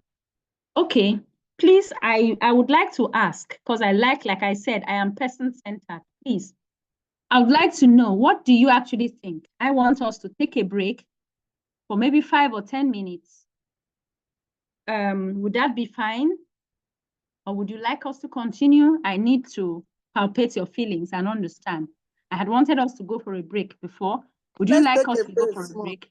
Let's take a small break and come back. Okay, thank you. That's what. So. And because you are the only one talking, please, what do we unanimously? Yes, let's take a break. Before we start. A break is Okay, fine. but when I'm coming back. Yes, that's what I want to say. Let's take a break, and we should be back by 12:10. Okay, 12:15. Let me not say 12:10. 12:15. Would that be fine? 12:20. If we take 12:20, you know that we are definitely going to exceed 2 o'clock. If that's Let fine. us not exceed much. You know, 12:15 is okay. So that will not exceed much. We need to rush down to the market. You need to go and cook. Yes, you Please, need to let's not learn. exceed 2 o'clock. Oh, it's 4 hours. So Exceed 2 fine. o'clock. Let's get back by 12. Let's get back by 12:15, please. Thank you Okay. so much. We will not exceed. All right. 30 is too far because I have a place to go. Should we leave? No, I'm saying that you don't understand. I wanted us to continue.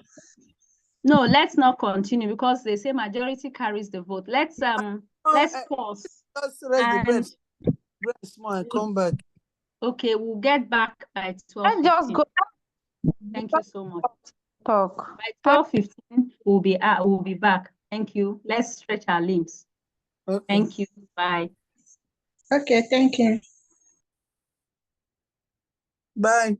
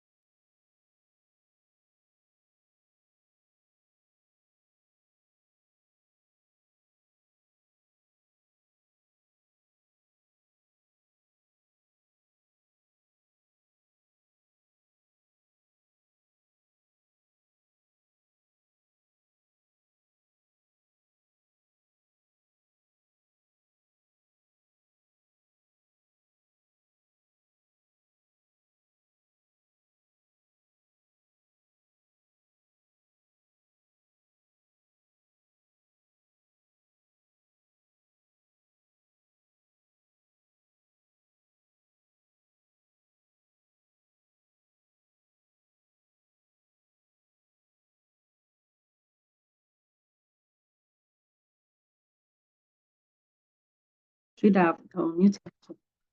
Hello, good morning. Are we back or is good afternoon? Yes, we are here. Okay, let's see the number of participants. Wow, this is nice. Yeah. This is nice. Fine. So let's Yeah. okay, let's just let me share the screen again. And then welcome back. I'm sure we're able to rest a little, stretch our legs, and Yes, ma.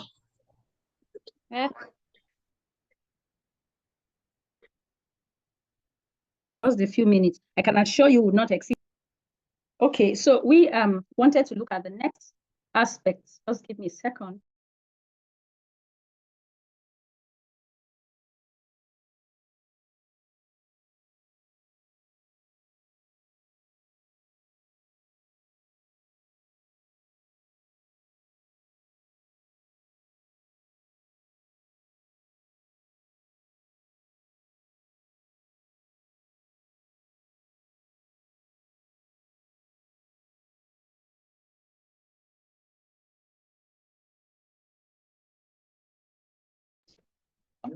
All right. As I was saying, now we want to look at caregivers' roles and responsibilities.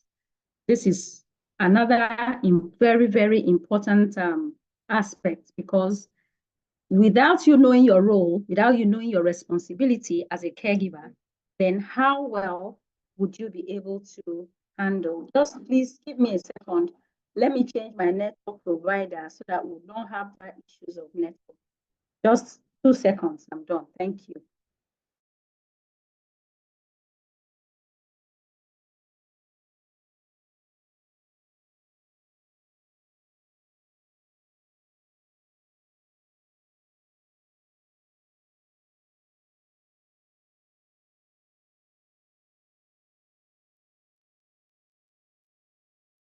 Okay, I think this should be better. Can everyone hear me? Caregivers' roles and responsibilities. Can everyone hear me, please? Yes, we can hear you. Yes. Okay, and I can see the hear screen you. as well. Yes, we can hear you. Yes. So, caregivers, thank you.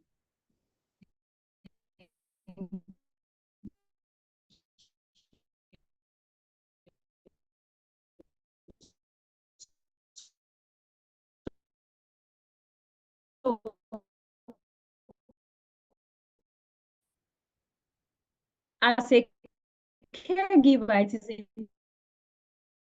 important that we know our very these activities. It is important that your duties are broad depending on your service plan. Remember, we talked about service plan, we talked about care plan.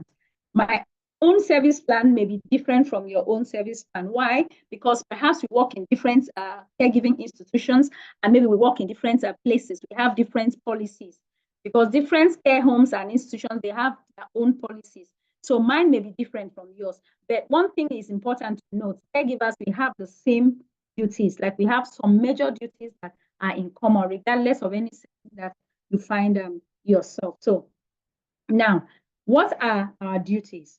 Now, a professional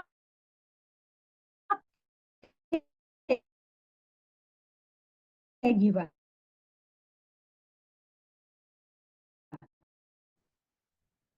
profit to our parents, our friends, and all that. What is provide personal care as directed by the service plan and the client's preference. Very important. You have to do everything possible to improve the client's quality of life through person-centered care. We've already talked about that. Assist the kids, like taking birth,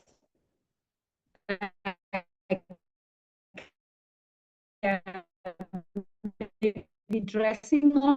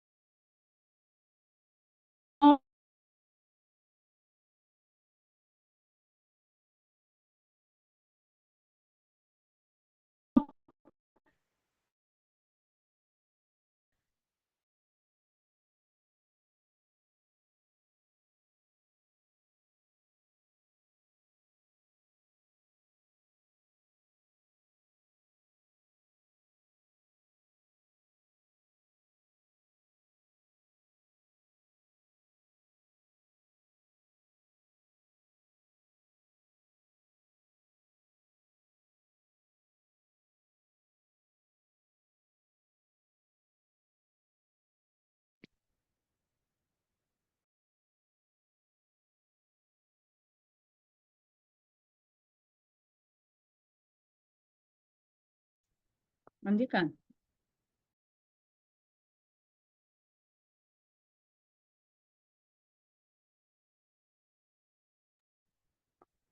So as I was trying to say, there are duties that a caregiver has to do. I don't know, because when there's network, any little network fluctuation, the screen goes off. So let's see if I can put it back in place. Your screen share is loading. Okay. Okay, fine. So as I was saying, you owe your clients a duty. Your compassion, responsibility, and professionalism are critical to their well-being and safety. So one is you ensure that you provide personal care as directed by the service plan and the client's preference. Follow common care practices to promote and protect the client's rights, dignity, privacy, and safety. Observe the documents and report changes in the client's behavior or condition. These are some of your duties. Follow a high standard of professional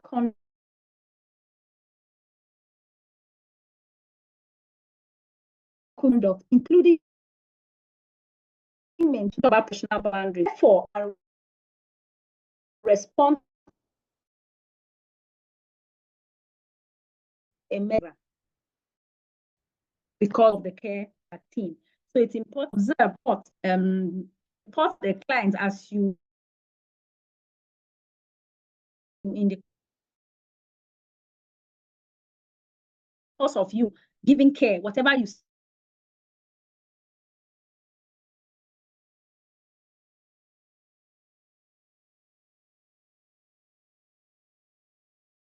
see, whatever you send plan as directed by the service plan. That's don't exceed your limits. Like the one we talked about paying for the client, that person exceeded her limit. So you don't exceed your limits. You do your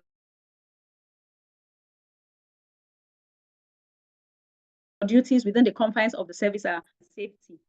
Observe, document. Documentation is very important. Report changes in the client's behavior. Follow a high standard of professional conduct, maintaining boundaries, and respond to emergency situations. To see it comes into incidents before first help, before the arrival of paramedics or arrival of the medical practitioners or the people that are actually going to give you medical care is what we call first aid. So you have to be grounded in first aid as a caregiver. Okay, now we want to look at providing personal care as it is contained as one of the duties of a caregiver. Now, personal care tasks, normal routine that you do, taking your bath, eating, and other self-care tasks that keep us clean, healthy, and well. These are things that you need to do for your clients, for the patients, or for the residents. These are things that you need to do as a caregiver. It is part of your duties. Now, a caregiver supports a client's independence by assisting with these kinds of personal tasks. Good. You assist maybe with bathing. There are some when we have some modules that talk about toileting and all those other ones. So as we get to it, now we'll now break it down as to the kind of care you can give to a client when it has got to do with toileting. How to you'd see that the job of a caregiver is not just easy. You have to take care, clean, do all the necessary things. Okay, then every person has their strengths, their preferences, and their needs. And others may need, some may need this part of help, the others may need the other part of help. So do not forget that despite the fact that these are your duties, you have to look at it as is specified in your service plan. Very, very important. But the bottom line, things like encouraging the client's independence, privacy, ensuring the client has privacy, dignity, and all these are common and general things that a caregiver has to do. They are all in common. So let's look at some of these responsibilities like birthing. These ones, I'm not really going to delve too much into them because you have the slide. So you know what birthing, what we mean when we say birthing. So these things are things that I don't really need. Taking a full bath, shower, sponge bath, or transferring in and out, and all these things. Bed mobility too, moving to and fro. Now, I must tell you that the skills that are practically needed as a caregiver, we have highlighted the skills as contained in the curriculum. We have highlighted those skills, and those skills are the skills that we are going to show you practically. firsthand as to how to do. You would see it, you can post us, you can ask questions. It used to be very beautiful. It's interactive. So these are some of the things we are going to show you as we do the practice. Some things that really need you to know the practical aspects. We'll show you. Body care, also how to take care of your client's foot, nails, the body, and so on and so forth. What to do when you have sterile procedures. Of course, you know we are not medical doctors. So taking care of the body, if you can see down on that slide, you see, please be aware that body care does not include foot or nail care for clients who are diabetic, because people that are diabetic, that have diabetes, you don't tamper with any part of their bodies like that, because it can spread and become, you know, have a lasting impact. So people that are diabetic, you don't go to foot nail. People that have poor circulation, maybe they have issues with their circulatory system, you don't go there. Then changing bandages or dressings when sterile, as I say, know what your duties are. Anything really medically inclined is not part of your duties. Just like certified nurse assistant, like we were trying to say, since BCC is also handling that. A certified nurse assistant too, there are things you can do. So in any field that you find yourself, any health field, as you are relocating, or in Nigeria, you're working in the health field, know exactly what are your duties. Don't attempt to exceed them or do the things that, as a caregiver, you don't go to anything that's got to do with sterile dressings, procedures, maybe to remove, to clean, to do all those things.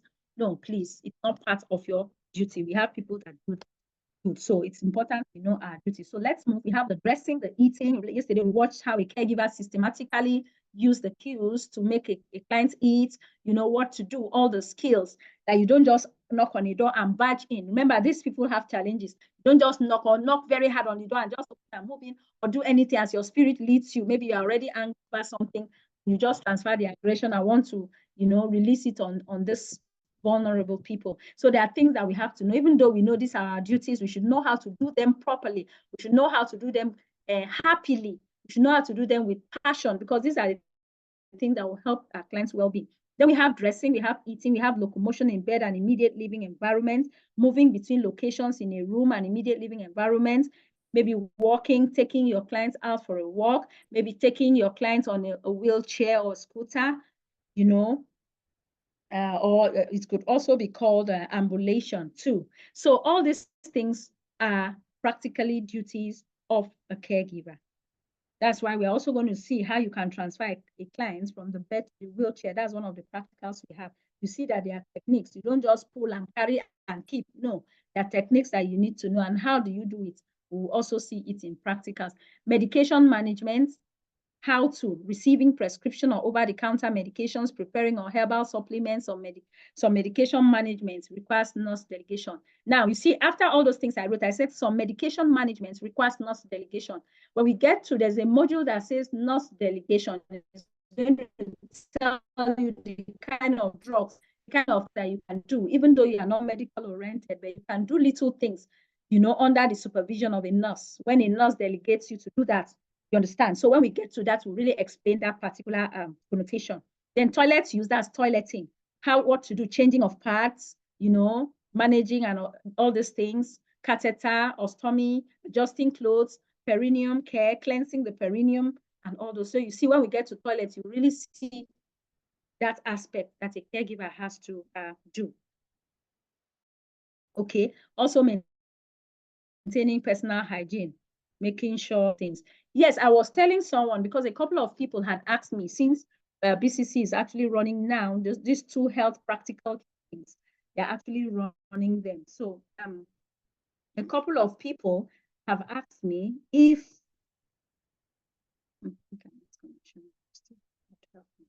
a couple of people have asked me if CNA and caregiving is the same. They've asked me what's the difference between the two. So because we are actually running those two trainings now, so I've had to answer a lot of questions, and I've had to tell people, you see, something like CNA does not involve you preparing meals. It doesn't involve you doing most of these things as a certified nurse assistant. But as a caregiver, you see, your duties can extend to meal preparation. Your duties can extend to ordinary housework, performing ordinary housework around the house, depending on what the service plan says. It can extend to shopping. These are things that a certified nurse cannot do or should not do. It's not in line with their own. So, but as a caregiver, your duty is broad. Wood supply, you can see something like that, stacking of wood when the client uses wood as the sole source of fear. So I want to prepare your minds really for those that actually want to relocate as caregivers, as they want to be caregivers. I want to prepare. Passion is what you need. When you move in with passion, certain will not look as if they are the caregivers. And someone was like saying, how can I even go and be cooking in the kitchen? I'm not supposed to go and be cooking inside my client's kitchen. My own duty is just to ensure that. I was just laughing. I said, especially if you are seeking for greener pastures, and then you have humanity in view. This person is a human being, and this person cannot do these things. And most especially if it is contained in your service plan, you don't have to see it as demeaning. Please do it. It's just like your mother. If your mother needs help with firewood, stacking firewood or fuel, or doing all those menial, those jobs that are, would you say that it's demeaning for you to do? Of course not.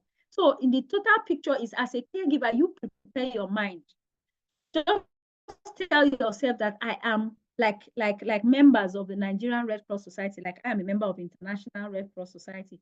So I know what they say something to us. They say, whatever you do, serving humanity, you must, whatever it takes to ensure that you serve humanity, you serve, then you just have to do it. So it could include firewood, since you are not a nurse, you are not a doctor, because of course you see the difference between your jobs. A doctor in the hospital cannot come to the client's house to come and fetch firewood, arrange firewood, neither is a guidance assistant. But a caregiver, especially if you are working in a personal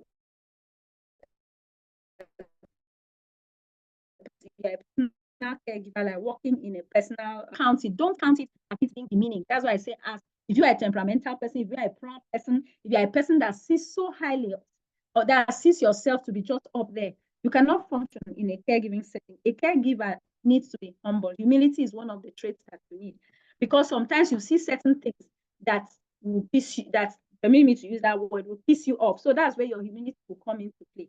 Very important. You can see things that are messy, like doctors and nurses can relate to what I'm saying. You can see things that are messy. You can even have to handle someone that messes up himself or messes up herself.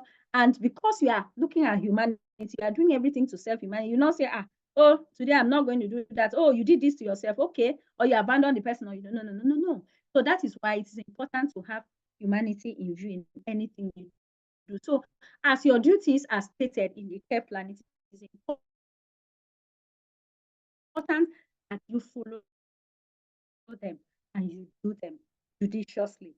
Those that are your care service plan, which would include your client's preference about care activities, personal issues, a whole lot are in the service plan of lesson work. I can tell you as a teacher, I like to use that because I relate more when it comes to children. When it comes to teaching, I love teaching. I relate more. So even as you have your note lesson as a teacher, you agree with me, if there are teachers on this platform, that you do a whole lot of things that are not in your note lesson. You do that. If a child does not come to school, maybe 1 week, especially a child that you like, a child that you have connected with, you reach out to the parents. Even if somewhere like I reach out to them, the school doesn't know. I pick up on them because we have this connection. But that is not in your lesson notes. That is one of the things that you have to be an efficiency.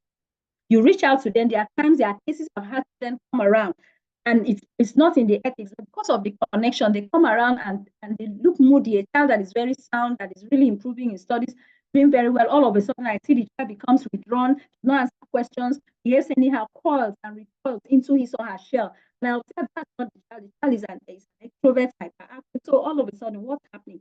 I needed to find out what was the issue. And because I built this connection with this child, I bonded with the child, so the child was able to open up and tell me that the father and the mother were actually going to divorce, and that he is scared as to what is going to happen to him from there forward. Because if the father and the mother are not living together, so you see that kind of issue. And these are things that the parents didn't know, that when elephants are fighting, it is the grasses that suffer, that the children are actually the ones that are suffering. And they don't know that this is this child this much. But I personally had a conversation with the mother. I spoke to her because the child, she didn't build that bond with her child. So the child could not express his feelings to her. So I had to communicate with the mother. This is behind the scene, the school not even knowing. Is that contained in my notes of lesson? Of course. So why am I trying to tell you that, yes, we agree that service plan is important, but when you work with your heart, when you work with compassion, when you work with the fact that you want to serve humanity, certain things are correct, but to 75% or 80% go with the service plan. But the other little dot and cracks, try to see how best you can fill it, especially if you have bonded with this particular person or client. So let's move. Level of support. Beautiful. I kept talking about this part, so I think I need to stress it a little for you to understand.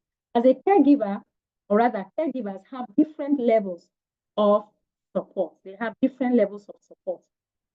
So what are these different levels of support, like as it is contained here?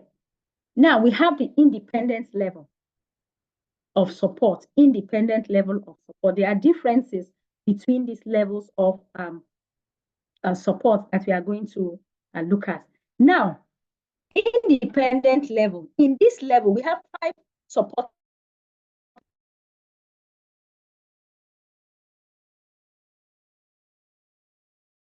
levels. On it says that there are no safety concerns. In independent level, it means it has no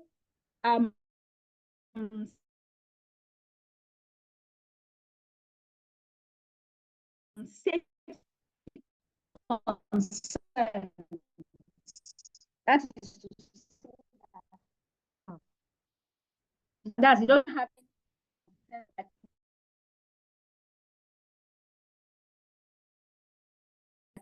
moving to the house without. These are 5 levels of support, and these levels of support are contained in the service plan, and it's also as it is in the as the Department of Social and Health Services have coined it, DSHS. That is the acronym, DSH and then S.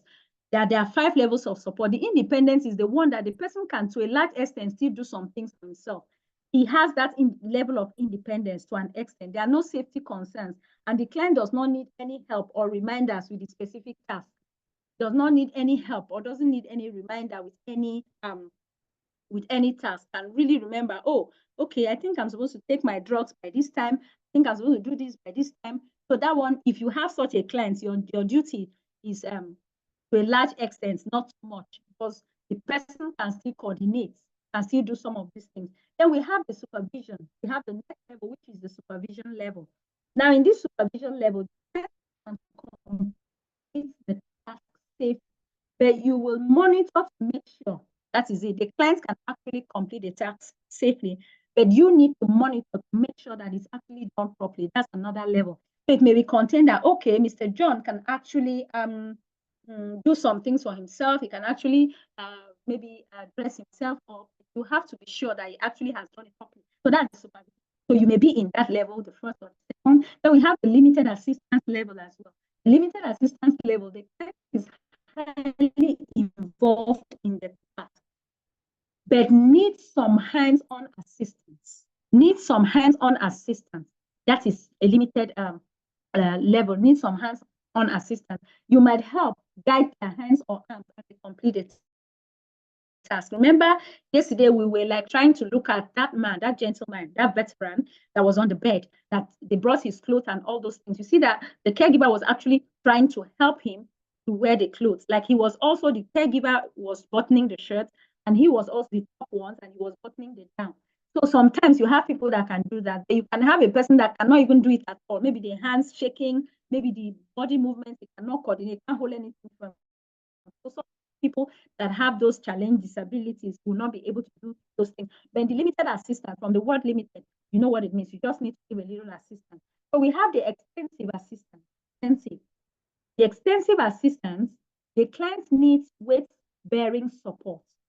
Weight-bearing support. For instance, a person that cannot walk, that has mobility issues.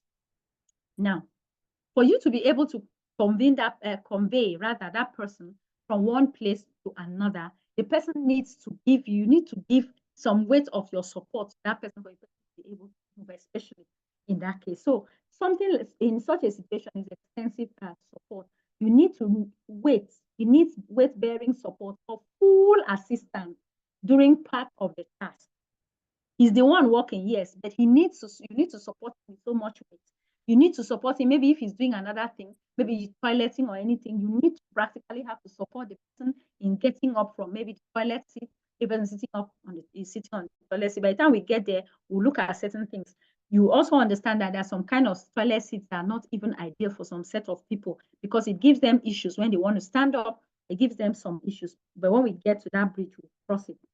So right now, that is for the extensive assistance. Then we have the total dependence, 100%, the total dependence. Now the total dependence, the client is unable to participate in any part of the task. Any part at all of the task.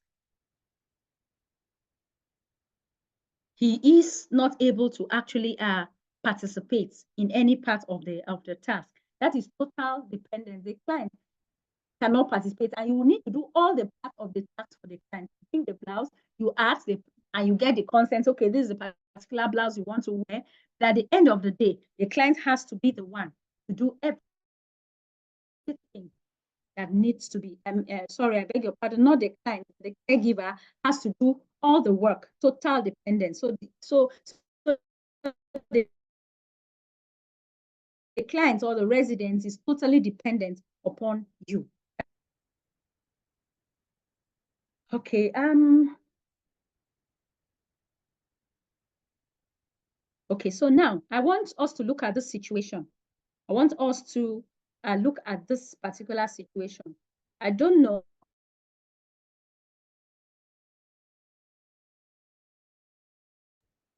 Is it clear? Can you see my screen? Yes, ma'am. Yes, it's clear. Yes. I can see it. Yes, ma'am. Yes, ma'am.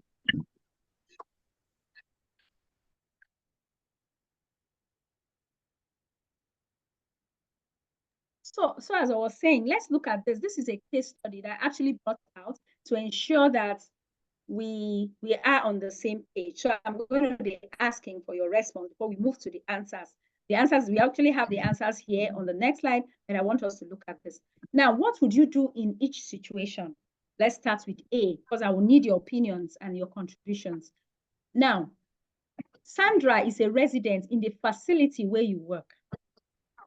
Your list of tasks this morning includes assisting her to get dressed.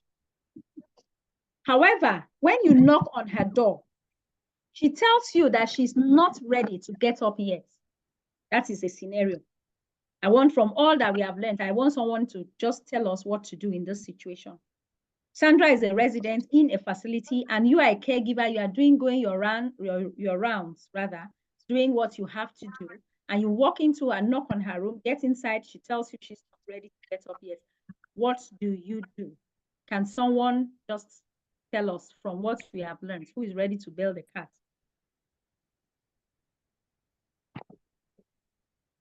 Okay, ma. Can you hear me? Yes, Speaking. I can hear you.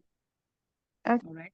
Go ahead. Miriam. Go ahead. Yes, ma'am. What I can do in this situation is I can come in after knocking the door.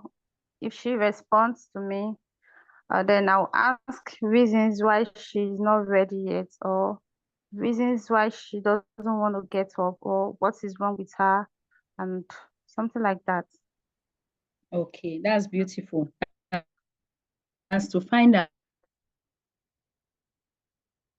out why she doesn't want to get up, and then great. Other contribution to add to that, or a different answer do we have? Can you hear me?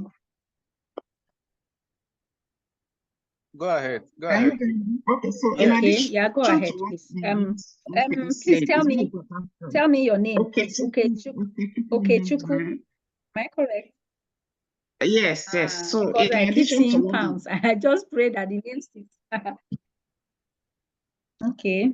In addition to what the last speaker said, so after finding out where she doesn't want to wake up at that time, and you can also explore the option by asking her if she needs an assistance, if you can assist her to get up, and also or if you have, maybe she has to take her morning drugs that moment as well, because asking her to, when do you want me to come back so that I can perform my duty. But if she needs to take certain drug at that time, that is timely, and you coming back, maybe if you come back for 2 hours time or 3 hours, will affect the drugs, whatever. So you can find a way of encouraging her. Maybe if she needs an assistance for you to assist her to get up, so that, and explain the reason why you want her to get up now, so that I can do A, B, C, D. And so, but if she now is refused after you have said all, they can document it in your care plan that the person you need to document. You can't force her, but if she have explore different options and she see, you have to document it in your care plan that the person refused, so that your case manager will know that the person resident refused a particular task. Yeah. Thank you so much. I appreciate that. Thank you for those beautiful responses from Miriam and from Madam. Okay, Chuku, thank you so much. Okay, so practically we are going to see the answers. The answers are not much different from what you have said. That means we are all together on the same page, and I'm happy about that. Now, we have the next situation, and this time I would like the men, because I've not heard the men's voices. So the men this question is thrown for the men to give their own contributions as to what to do. Miguel is a resident in the home where you work. He needs assistance brushing his teeth. However, when you begin the task of brushing his teeth, he stops you and says that he does not want to do it. So in that case, what can we do about that situation? So this question is for the men, please. The very distinguished professionals are on our meet. Okay. Thank you, sir. Okay. Can you hear me? Yes, Mr. Emmanuel. Thank you. Yes, we can. We have asked Go ahead. him what we like to do instead of taking his brush, and if he say anything reasonable, I think might start from there, then tell him the reason why he really need to take his brush in a way that he will understand. Wow, thank you so very much. Yes. So you see, these are situations, these are real life situations that we would see on daily basis in our duty, in our course of doing the caregiving work. Okay, so let's look at, those are very lofty contributions. Let's look at the answers, like what we had. Now, in situation A, you should ask Sandra why she does not want to get up to make sure nothing is wrong. That's the first thing, you have to be particular about what you do.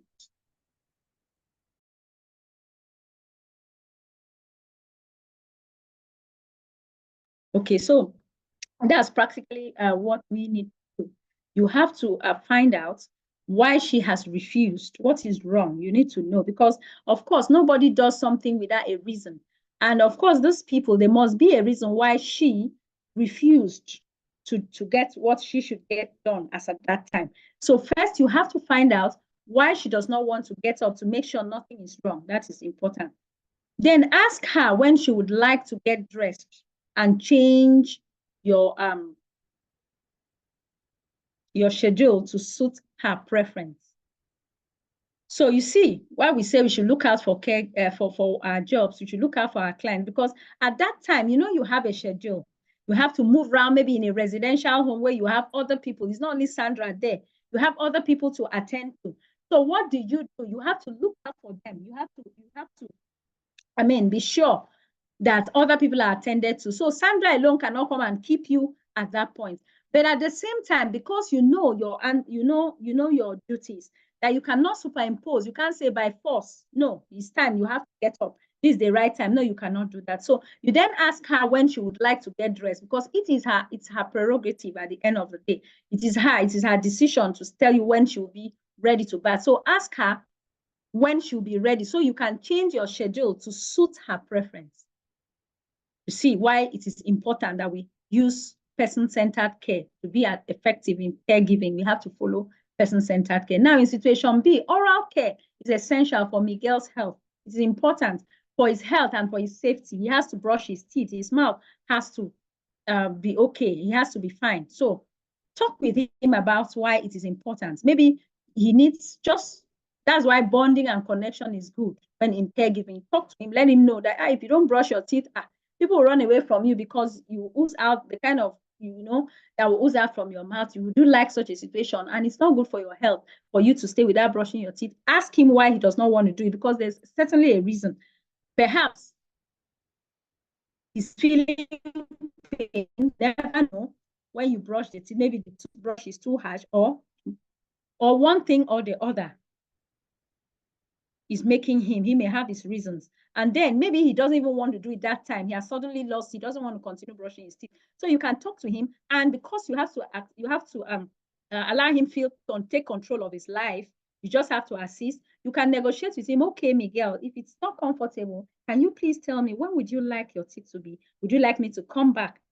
You understand? So you can negotiate a different time. You understand? Or other alternatives. If the brush is too hard, if that's his challenge, you can see another alternative, how to make it. Or aside brushing the teeth, there could be other alternatives, maybe using hydrogen peroxide or doing something else that will also ensure will still serve the same purpose, at least for that day that he's not in the mood. Permit me to say that he's not in the mood to do that. So these are things that we need to know. I just say let's put those practicals so that we can see them. So fine. So now we talked about physical privacy. Now, most of us prefer to wash. I have a question. I don't mind. I want to just Please ask. Please go ahead, ma'am. Yeah. So, in a situation where you have maybe in your care plan, one of the tasks is for her to get to get dressed that morning and also take morning medication, and because of her health, and maybe those medications are timely to be taken in the morning and night. Right, and you have explored the option, finding out why she didn't want to, and maybe assisted if she can assist her to get to her. She said no. And I have found out, when can I come back? And the time she gives you to come back, maybe in the afternoon, will affect her morning medication and even her meal that morning. So what will you do? Will you just accept because she said, okay, you should come back in the afternoon, and you know that in your care plan, other tasks you need to perform, the drugs and the meal she has to take in that morning. So what will you do at that point? Good. Thank you so much, madam, for that answer. Now, first and foremost, like we said, how do I put it? Beyond every other thing, medication, any other thing that you do, your duty centered around your clients, beyond all those things is the fact that your client has to have independence and control of his or her own life. So I understand how frustrating such a situation can be, where you need to ensure that you align with maybe the medications, the schedule for medications or the schedule for certain things that have been placed. That is why I still repeat and I still say that it is very important that you don't work unilaterally. That's, you don't work on your own. In such a situation, because it has got to do with health, that is maybe drugs, if we talk about drugs, because there's nothing as important as that. If it is taking birth, of course, you know that one, there is no fixed time for that particular issue of birth taking. If he or she fixes another time, it will be convenient. But medication, there are some medications that needs to be taken at the right time. It is in such situations that you are faced with a challenge. And when you are faced with such challenge, you need to report to your supervisor. You need to report to a higher body. Again, I want to tell you something. There are how do they say it? There's a proverb they used to say in our place that that's, I don't know how to put it in English, but what it means is that everybody knows who they like, or everybody wants who they like. Now, in the course of this training, I'm going to play another video, not today, one of the days, for you to see. Sometimes you can get tight, you can get to a situation, a point of no return. Maybe you get angry, you are telling this person what is right for the person, and there are issues, because at that point, if you insist that you want the person to do as you want, there will definitely be issues. You are going to be moving away from your ethics of a caregiver. You are going to be usefully superimposing what you want on that person. So if such a situation arises, you need to bring it to the attention of your care team. In a residential setting, there are a whole lot of people. There are doctors, there are nurses, there are other people that work in the care team. So if it is that, because it has got to do with the person's safety, remember we talked about risk and we talked about something that if it is the person's safety, it has got to do with life, it has got to do with the medical aspect of it, things that you know that you cannot just take, like you cannot put laxity in it, you know, report to your superior. Because if you don't, you are left with this option, no other option than to enforce or to ensure, to do everything you can to ensure that person actually takes the drug, and it will result in another thing. Maybe you have to take these drugs. If you don't take this, you have to take the drugs, and it's good for your health. And the person, you know how these elderly people can be a challenge, and the person will keep showing you an attitude, and it will not end well. It won't even give you a good rapport with that person after that. So the best thing is for you to report to your care team. You know why? Because they say 2 heads are better than 1.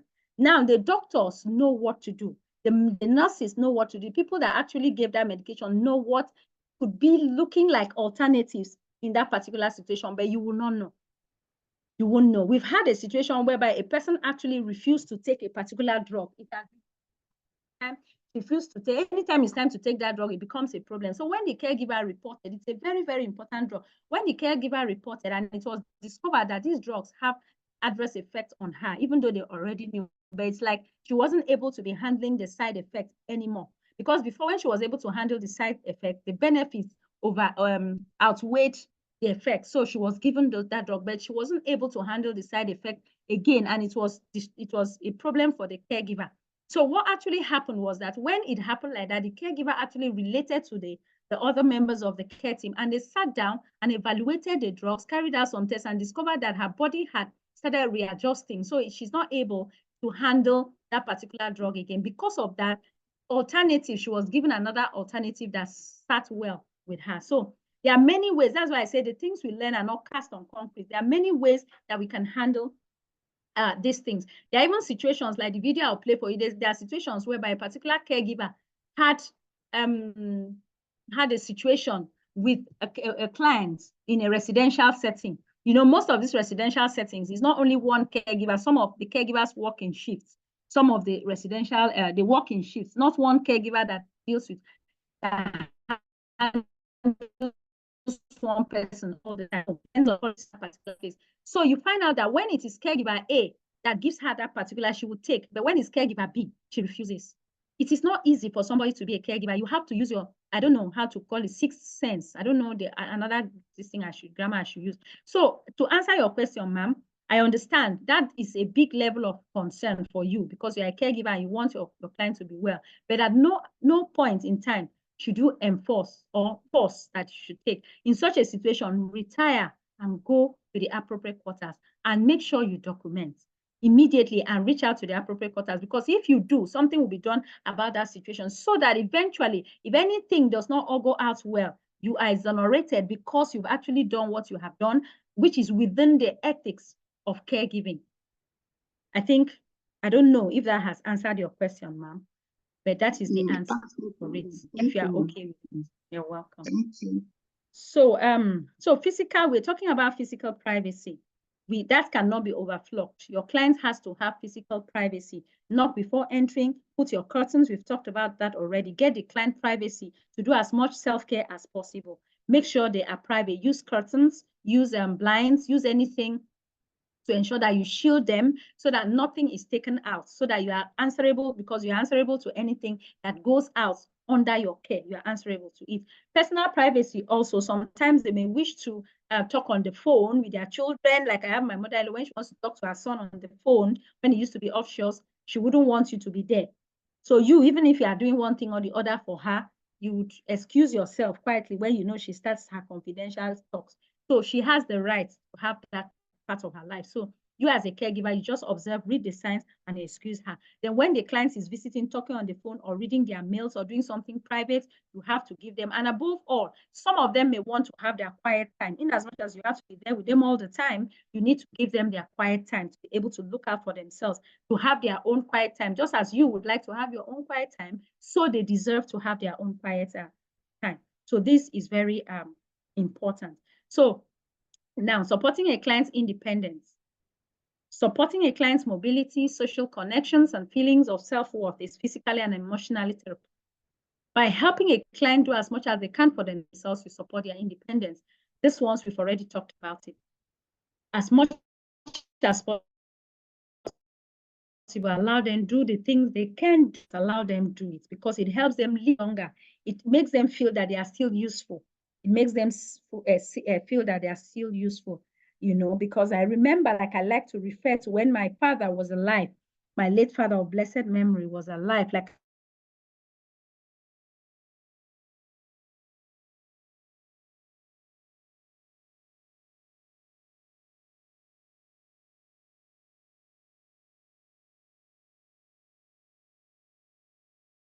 I said, he was a military person, a personnel, an officer in the, like, okay, let's do everything for daddy, because I love my father.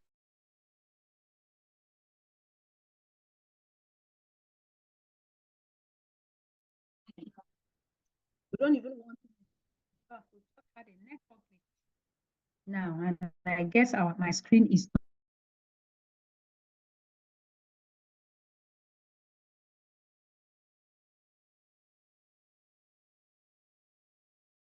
not visible. I just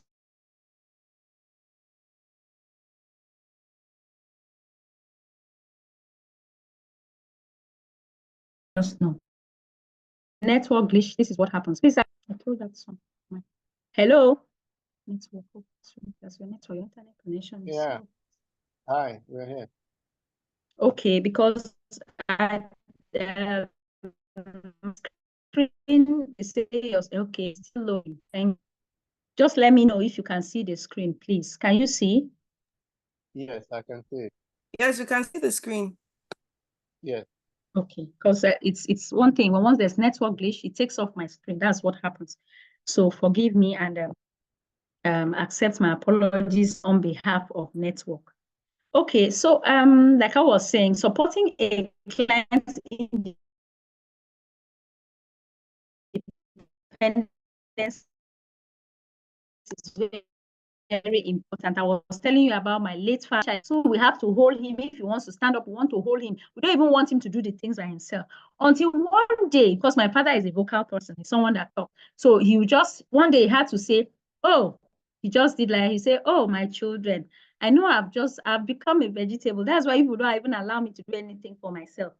And those words stuck us. It went very deep, like a knife pierced us, because we suddenly realized that maybe we are overdoing, because this man is already used to having taken charge of everything, and all of a sudden he wants to stand up. We'll not even allow him try. We want to hold him stand up. He wants to do anything for himself. We want to go ahead and even do that thing for him, like to now making him feel somehow. So he was looking at us all the time. He understood that we loved him. He understood we're doing it from the side of loving him as a father, you know, but it wasn't good, because we took his independence away from him. We did not allow him to attempt the task and not be able to before we assist him.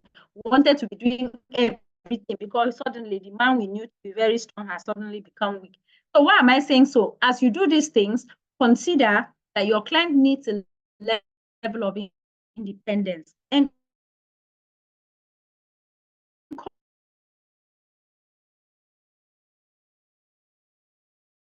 encourage them. If someone encourage them to take those small steps, just assume no, they will not do this. Want to do it at a point, they'll become, I'm not supposed to use that word, but let me use it so that you understand the effect of what I'm saying. At a point, they'll feel that they are now useless, like they've become like a vegetable. I'm not supposed to use those words, but that is what it means, so that you understand what I'm trying to say. So if it's for those that actually need assistive devices like maybe they have mobility issues. There's some people that cannot really work on their own.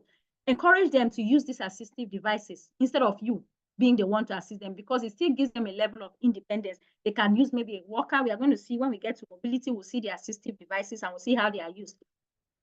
You understand? So you encourage them to use these assistive devices. Encourage them, give them plenty of encouragement. You can do it. You can do this. Make them feel valued. Make them feel respected. Make them still maintain their dignity. At no point should you make them feel less of a human being. I keep repeating this. That's it. That means it's very important. So let's go to the next slide. Okay, we move to the next slide. Beautiful. One of our duties seriously include documentation. That is a very important duty. Documentation, observing, documenting, and reporting.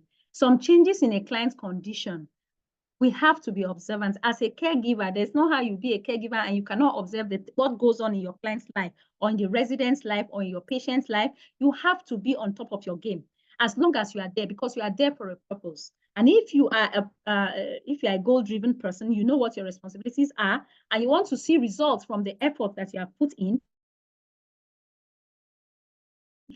then you have to try as much as possible to align with the risk. Now, sometimes, you know, sicknesses, if some people decline, maybe due to one thing or the other, especially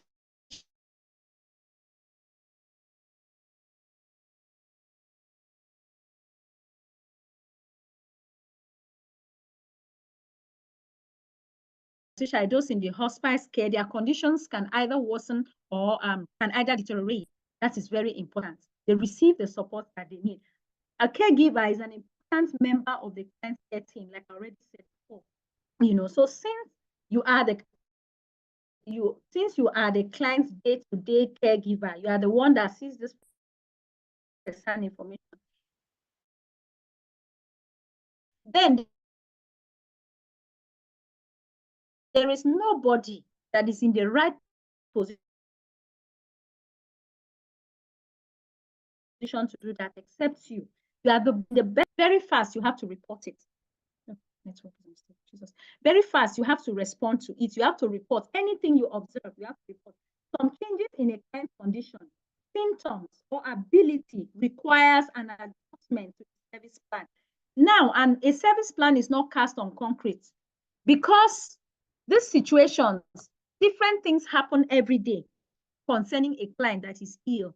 Today it may be like this, tomorrow it may be like this. The clients can be improving as a result of medications, or the clients can be deteriorating because of certain factors. So all these things, forward and backward, is for you to observe. How does the client look today after taking the drugs? Okay, maybe after taking the drugs, I observed that after taking this particular medicine that was administered by the nurse, I observed that Mrs. Johnson slept throughout the day, and I'm finding it unusual. When you observe all these things, so that the other members of the care team now see what you have documented. Don't forget that they all have their roles. Even what I'm telling you, a nurse too has a role to play, a doctor has a role to play, but don't forget that you are the closest to them. There are things that you can see, that you see at first glance, that the person, even onto a personal level, so you understand. Maybe the way the person smiles after you already are used to it, the way the person talks with vitality and with vigor is not there after taking that drug. You observe certain things, you have to report at any time. Reporting, documenting, and observing one major thing that a caregiver has. Since you can see a client's baseline, like what is here. A client's baseline means their usual condition and level of ability. Before you started, there must have been a yardstick. There must have been a database for you. Okay, Mr. Johnson has this. He has dementia, and he finds it difficult to remember certain things. He does not eat this. He does not, all those things. So that is the baseline. That is your client's range of functioning. These are the things he can do that you came and saw that he can do. So it's like you having something already laid down for you to see, to know about a client. It's always in the service plan. So when you are to observe certain things, the physical, the mental, and the emotional condition of a client may improve, like I told you, or decline over time. So you need to know the client's baseline and monitor carefully to recognize any changes. Maybe before, the clients could not talk. maybe express himself or herself to you, that this is what I want. You have to use nonverbal expressions and gestures, look at the person, you know, and understand what your client is actually thinking about.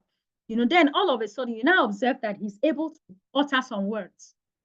That is something that has changed from the client's baseline that you already knew that Mr. Johnson could not talk, like he couldn't really express himself. But fine, thank God, he's now able to. Now Mr. Johnson can now tell me he needs this, he can now point at this, he can now do this. So these are certain changes that needs to be included in the baseline. I mean, it needs to be included in your documentation process because it's a shift in the baseline. So they have to know, the care team has to know that, oh, okay, that means maybe what we are doing it well. We can see improvements and so on. You are very important. A caregiver is a very important person in a care team. Don't allow anybody deceive you. You may deceive you a little bit in the informal aspect, but I tell you that if not the most important, you are a very important person in the care team, because there are things that the nurses, other members will overlook, but you will see if you're a passionate caregiver. Oh, if you are the one that has humanity in view, you know, you want to really serve humanity, do your best to help people. You will be able to observe these things at first glance. So let's look at some documentation scenarios. Let's look at it and just particularly try to see how to discuss it, some documentation scenarios. Now, documentations, we have the objective and we have the subjective. It is important that we know when you observe changes in a client condition, you need to write them down, because you may forget. Somebody like me, I may forget. So the best thing to do, I do a lot of writing. I like to, maybe because I'm a teacher, like I told you, I was a teacher. So I like to write a lot. I like to document. There are times something just happens in the house that I may wish to tell my husband when he comes back. I'll just pen it down, pen it down in a book. This happened. Why? Because I may forget. So that's the same thing I'm trying to say, that you need to pen down any observation, anything that you observe. Documenting observations means that you keep a written record of any changes or concerns about a client. Changes in a client condition or baseline, like we already talked about, signs of problems or symptoms of illnesses. Because, you know, when people age and when people have one illness or the other, we have what we call comorbidity.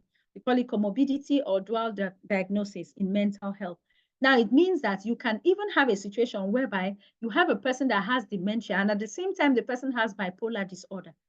You can see dual diagnosis. That's two things is going on with this person. So you can just imagine and tell yourself how that person would feel.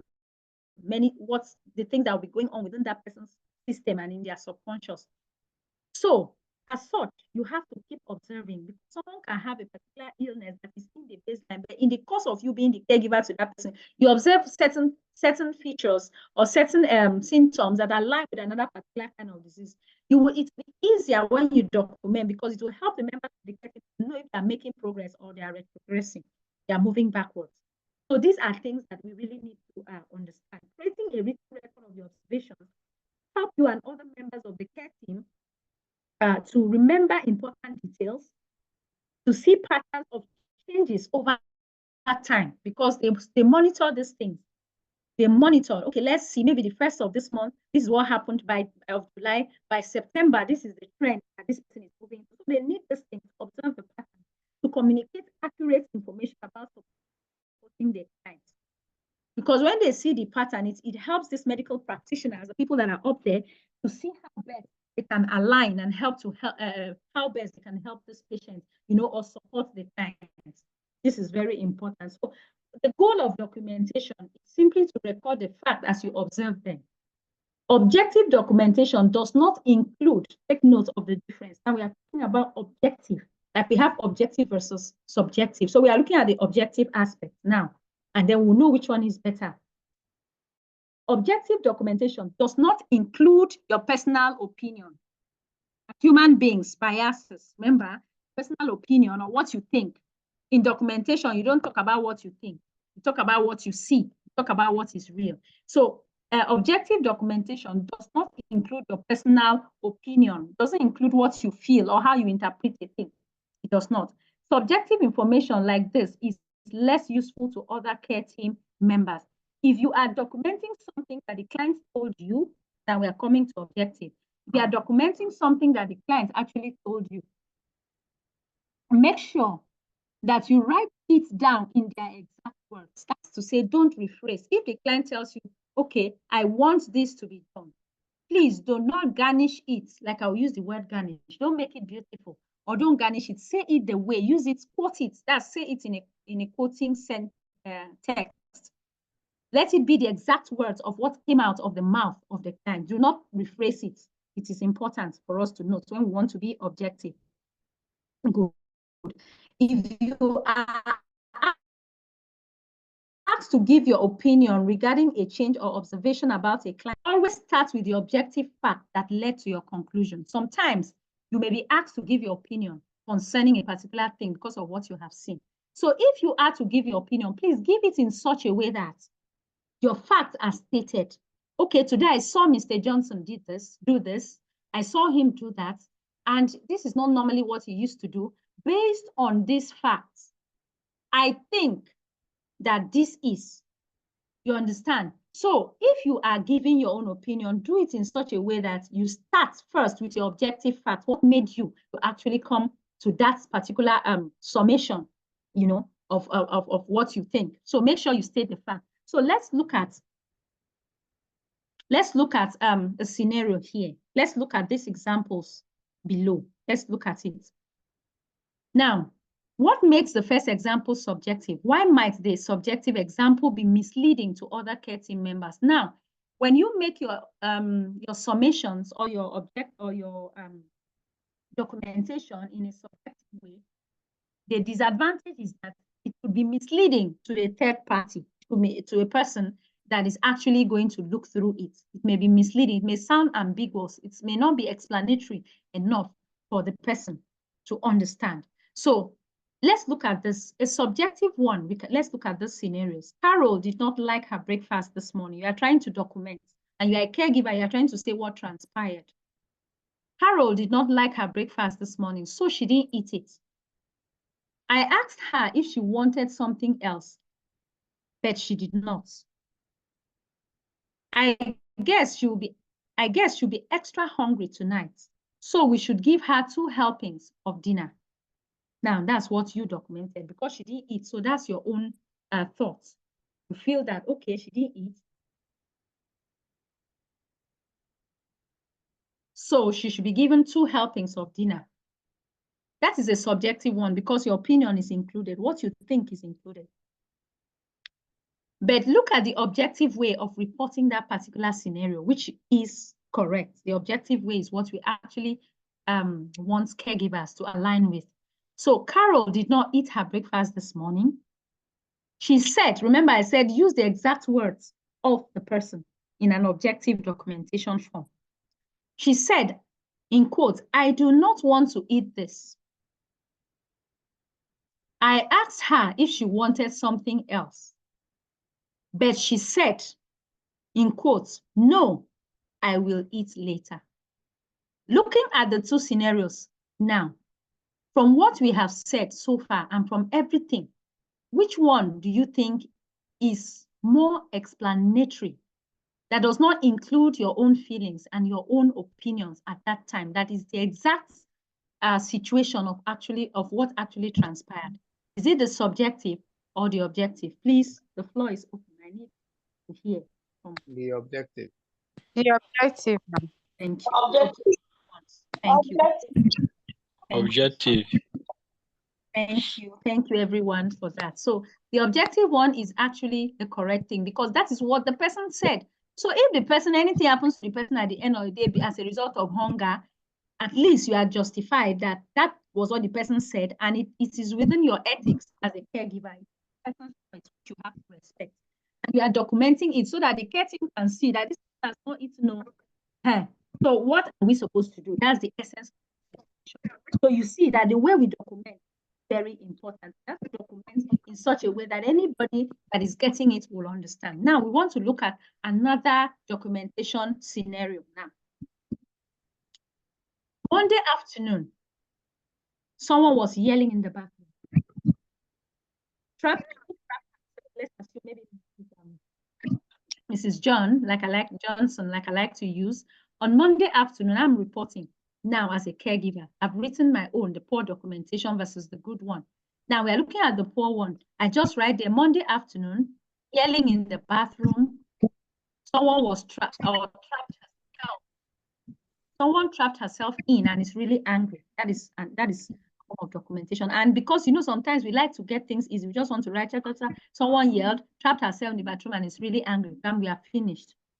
Anybody that sees that particular thing that you have written automatically knows that you don't know what you are doing. As in, just takes it that you don't know what you are doing. Why? Because that is inconclusive. It doesn't tell anybody, okay, this person was yelling in the bathroom. Did you laugh? Did you just walk away and show less concern? What did you do? So that documentation is incomplete, but you have practically said what happened, but it's incomplete. Now let's look at the good documentation. Mrs. Hironu, okay, this is the good documentation. You put the dates, you put the time of that happening. This is very important. Nurses understand what I'm talking about, and people that work in the health field. You make sure that any documentation you put, make sure the date and the time is there. And above all, something else needs to be there. Who can tell me what is that thing? In any document that you have that is formal, what is that thing that should be there in it? Please, someone should help me.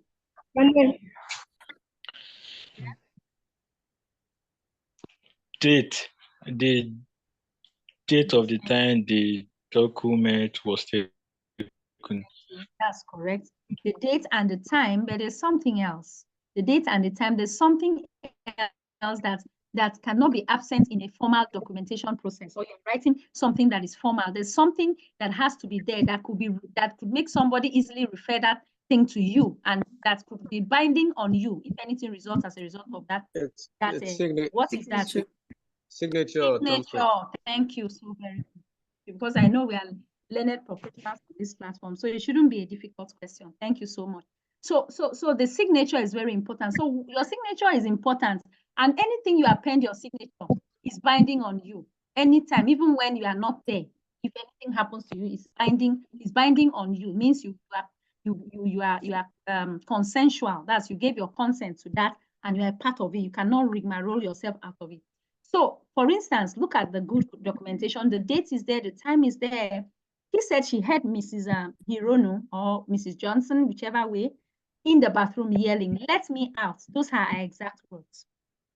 She was yelling that. Remember, the other person said someone yelling in the bathroom, and it was inconclusive. This one said she was yelling, "Let me out." I found Mrs. Hirono's bathroom door locked. When she was yelling, "Help me, let me out," I attempted to open the door to let her out, but I found the bathroom door locked. So I used the key to unlock the door. When I unlocked the door, Mrs. Hirono said she was scared, visibly and obviously, she would be scared. And she said she was scared about being locked in the bathroom. She was scared about that particular incident. So what do you do as a caregiver? Don't forget, your caregiving spirit has to come into play in any emotional setting. So as it is, because you are a caregiver, she told you she expressed her what she felt, that she was scared being locked in the bathroom. So I assured her that she was safe. I assured her, I calmed her down. I assured her that she was safe. And I showed her how to unlock the door on her own. I showed her this is how you can unlock the door on your own in case such a scenario happens again. You just do it like this to unlock the door. And I stayed with her until she appeared to be no longer scared. So you see the difference between, so the way we document can count against us. A professional, a person walking into a setting where you have this poor documentation, the first one, it automatically is a minus to you as a caregiver because they know that you don't know what you are doing. So something happens to someone, so you didn't do anything about it, because if you actually did anything about it, you would have documented your action when that particular thing happened. So you see, we have to be careful. And after that, you see signed careful caregiver. So you have to append your signature as it is from you. So you have to append your signature. So that's about documentation. So let's look at report. Now, in every organization, employers have rules. Okay, I said we will not exit at 2 o'clock, and I'm keeping to my words this time.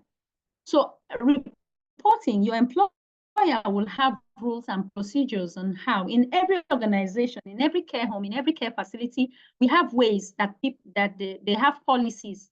They have laid down rules depending on the country you go. If you are a caregiver in US, you are a caregiver in UK, you are in Canada, you are in Australia, they have different policies. So you have to align with the policy wherever you find yourself. Now, make sure you understand the procedures, and if you don't understand, you ask your supervisors if you have any questions. Do not hesitate to ask questions, because over time, like I want to say, like I said, talking to one of us, I don't know if it's on this platform or on the CNA platform, I was saying that someone was like, oh, I'm sorry, madam, you into my DM, asking a couple of questions and calling and chatting.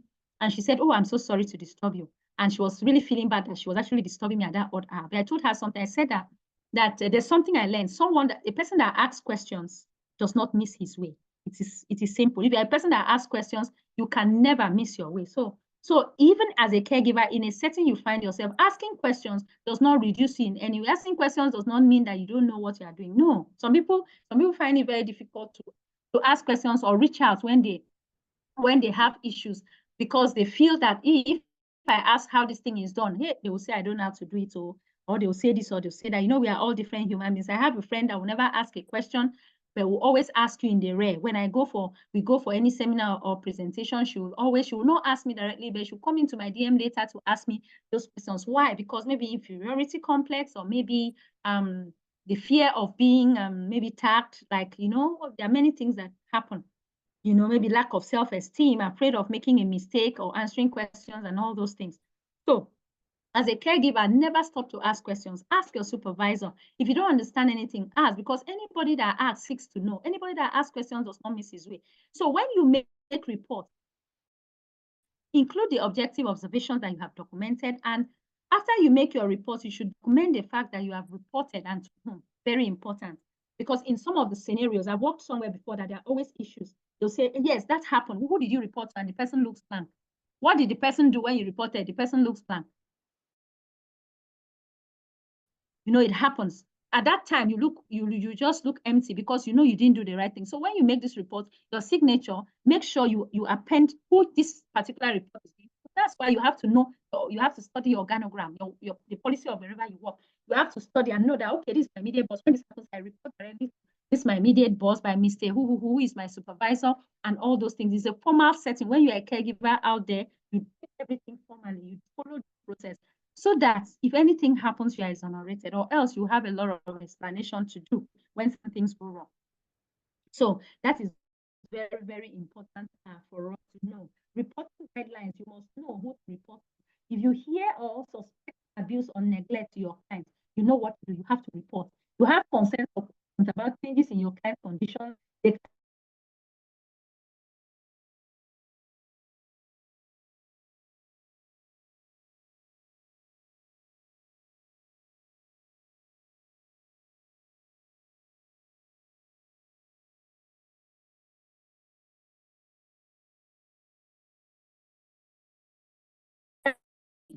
Report at all times. This is important. We had a network glitch again. Sorry, I have to share my screen again. This thing happens. Sorry. Okay, I think we can. Let's give. Okay, sharing. Fine. All right. Please, can we all see my screen now? We had a little network glitch. That's why I'm asking. I can see it. Okay. Yes. So as I was saying, you are asked to perform tasks not outlined in the care plan and cannot resolve this with the client. Maybe your client asks you to perform some certain tasks that are not in the care plan. Please don't just say, because I have preached so much of the caregiving spirit, you decide to do certain things. Whatever you do for your client, please make sure you report it. Because sometimes you may have a client that is not part of your care plan, is not in your service plan to do this. They want you to extend. Maybe they have seen a glorified, permit me to use that word, a glorified house help. So they feel that now you are a glorified house help, like not anybody, the one that is glorified. They want to make you do other things that are not in your service plan. It is important that you report this. Okay, you see your paper 1 and you see your paper 2. Who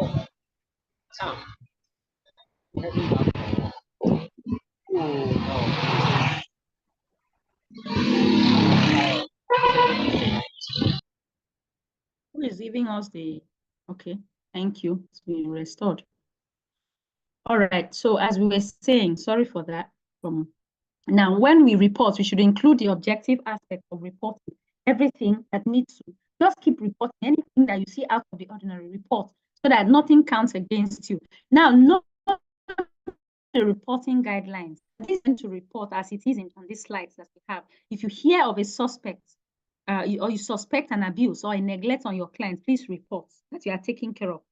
If your clients, there are changes in condition, develops a new problem, or your client is getting better and no longer needs the help, the kind of help that was already in the service plan, you have to report. If you are unable or uncomfortable doing the task outlined in the care plan at any point, please report. If you are asked to perform tasks that are not outlined in the care plan and you cannot resolve this with your client, please report. So these are some of the places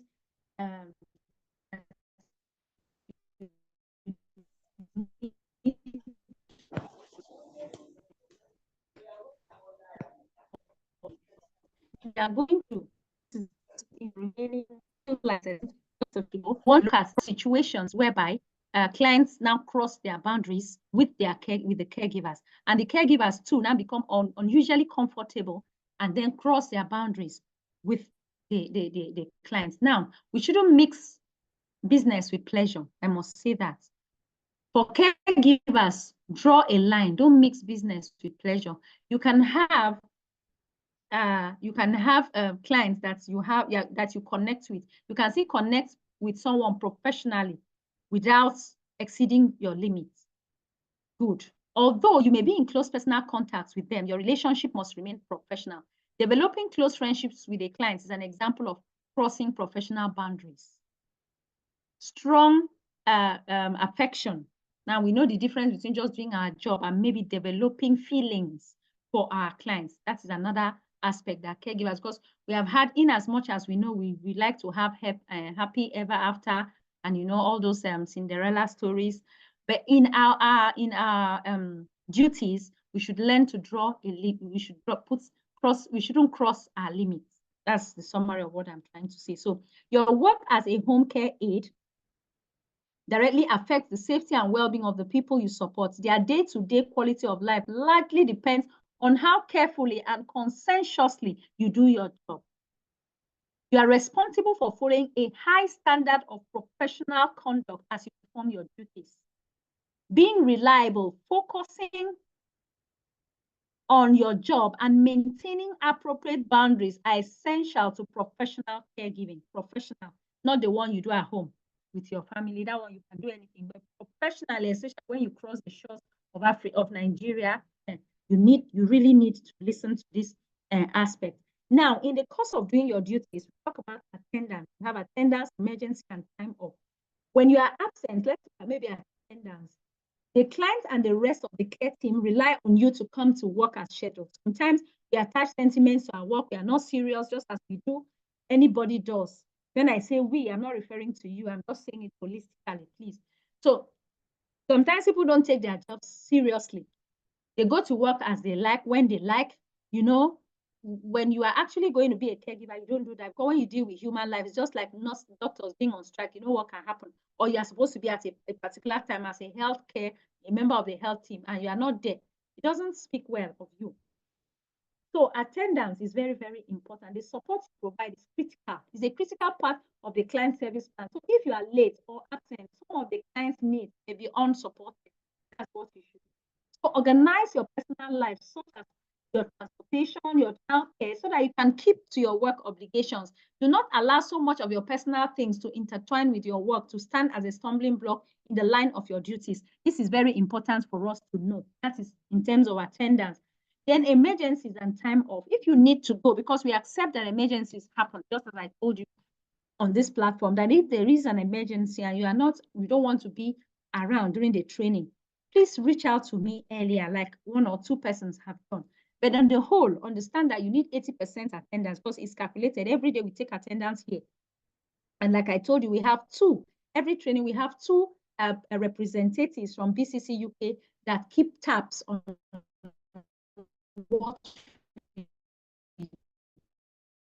do before the certificate. It has to start from here before you align it to your normal caregiving duties. It is important that when you want to be absent or late because of an emergency, call your employer as soon as possible. Make sure that they know that you will not be around. So don't give excuses. I did not see the phone number, or I didn't know who to call, and this and that. All those are flimsy excuses. You need to have the phone number of your direct boss or the people that are your boss, you know, your supervisors in your caregiving duties, in the care team. You know, you have to have their number so that you reach out to them when there is a chance that you are not going to be available.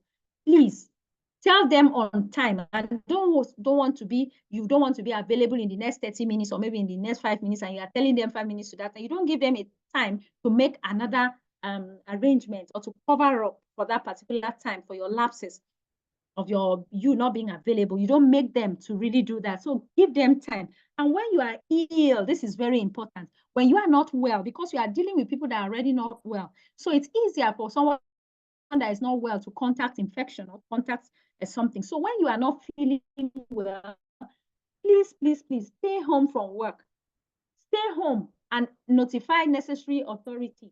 Stay home from work, because if you have these contagious diseases, especially when you know they are contagious, maybe vomiting, diarrhea, or fever, or anything like that, you bring it to your clients, you would infect your clients or your co-workers. So if you are unsure whether what you're actually feeling or having is not, if you are unsure whether it's contagious or not, please visit your healthcare provider. It's very important, and follow their advice.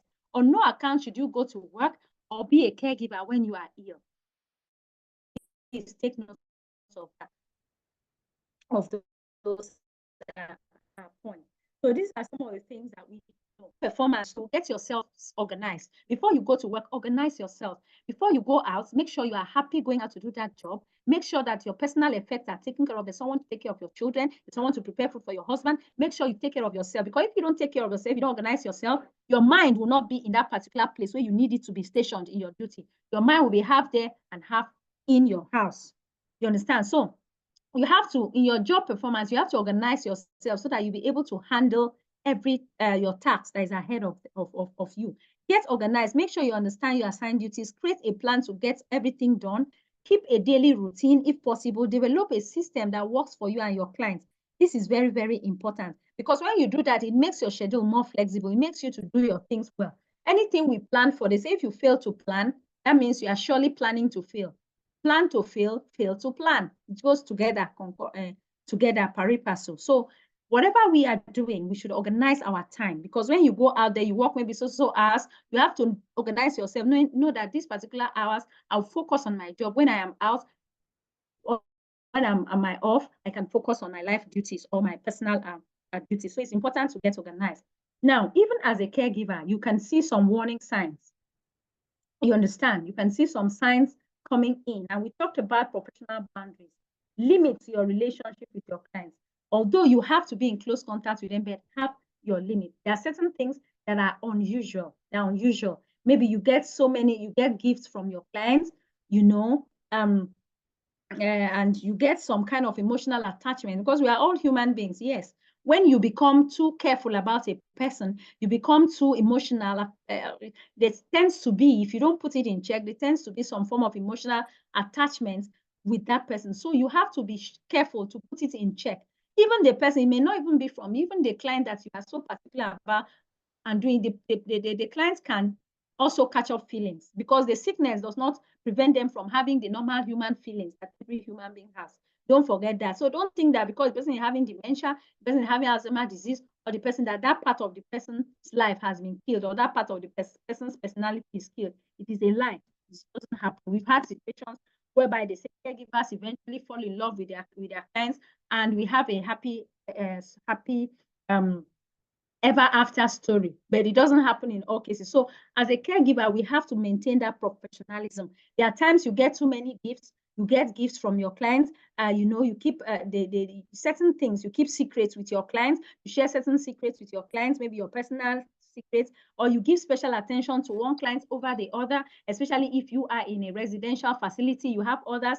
but you are particular about, oh, this one, oh, you just have that feelings, you know, for that particular one. Keep it in check and make sure you don't exceed your boundaries. As well as when you observe things that are not no more normal with your clients, draw the line. This is important. This is important. It has cost a whole lot of people their jobs because they couldn't draw a line. They allowed that part of them to take a higher part of them, you know, to affect them. You know, so these are some of the things that you should do. Spending free time with your clients, with one client. Not that some of these things, it's not that they are not things that you can do, but you know that when something is in excess, they say too much of everything is bad. So when it becomes too in excess and it goes out of proportion, that's when you have to put yourself in check. Because normally there are some caregivers that will actually maybe choose one or two people who actually want to sit down, talk with them more, maybe because they find it more refreshing, or they hear more stories from them, or they are more relaxed working with them. Yes, but when it gets out of hand, gives cause for concern, and we have to be okay. Preparing for responding to emergencies. We talked about that too. Responding to emergencies and preparing for and responding to emergencies. I did tell you that there are certain courses that you need to take. Yeah, I'm not trying to blow trumpets here, but you know what is worth doing is worth doing well. So I must just tell you, you know, because like emergency response is something that you need to know. First aid, caregiving on its own. What we are going to teach you is first aid skills for caregivers. We have BCC UK curriculum is flexible enough that we can see how to really add like first aid for caregivers. We teach you CPR, we teach you in that, but the fact and CPR is another bulky training on its own. It's another bulky training that stands on its own. It's something that you get certified for. So if you get certified as you have a first aid, maybe standard first aid certificate, or you have some of us may have already on this platform, you know, or you have basic first aid certificate, or you have for mental health, or you have for CPR. It is good. It is a plus to you. It makes you to have an edge because they feel that you can handle any situation. Maybe you are just with your client, there's no other member of the care team, and something happens, there is an emergency. You know exactly what to do because you have been trained in first aid. You know what to do. Immediately you call for help, you call for ambulance, you know what to do. You can administer CPR if you don't have a DNAR,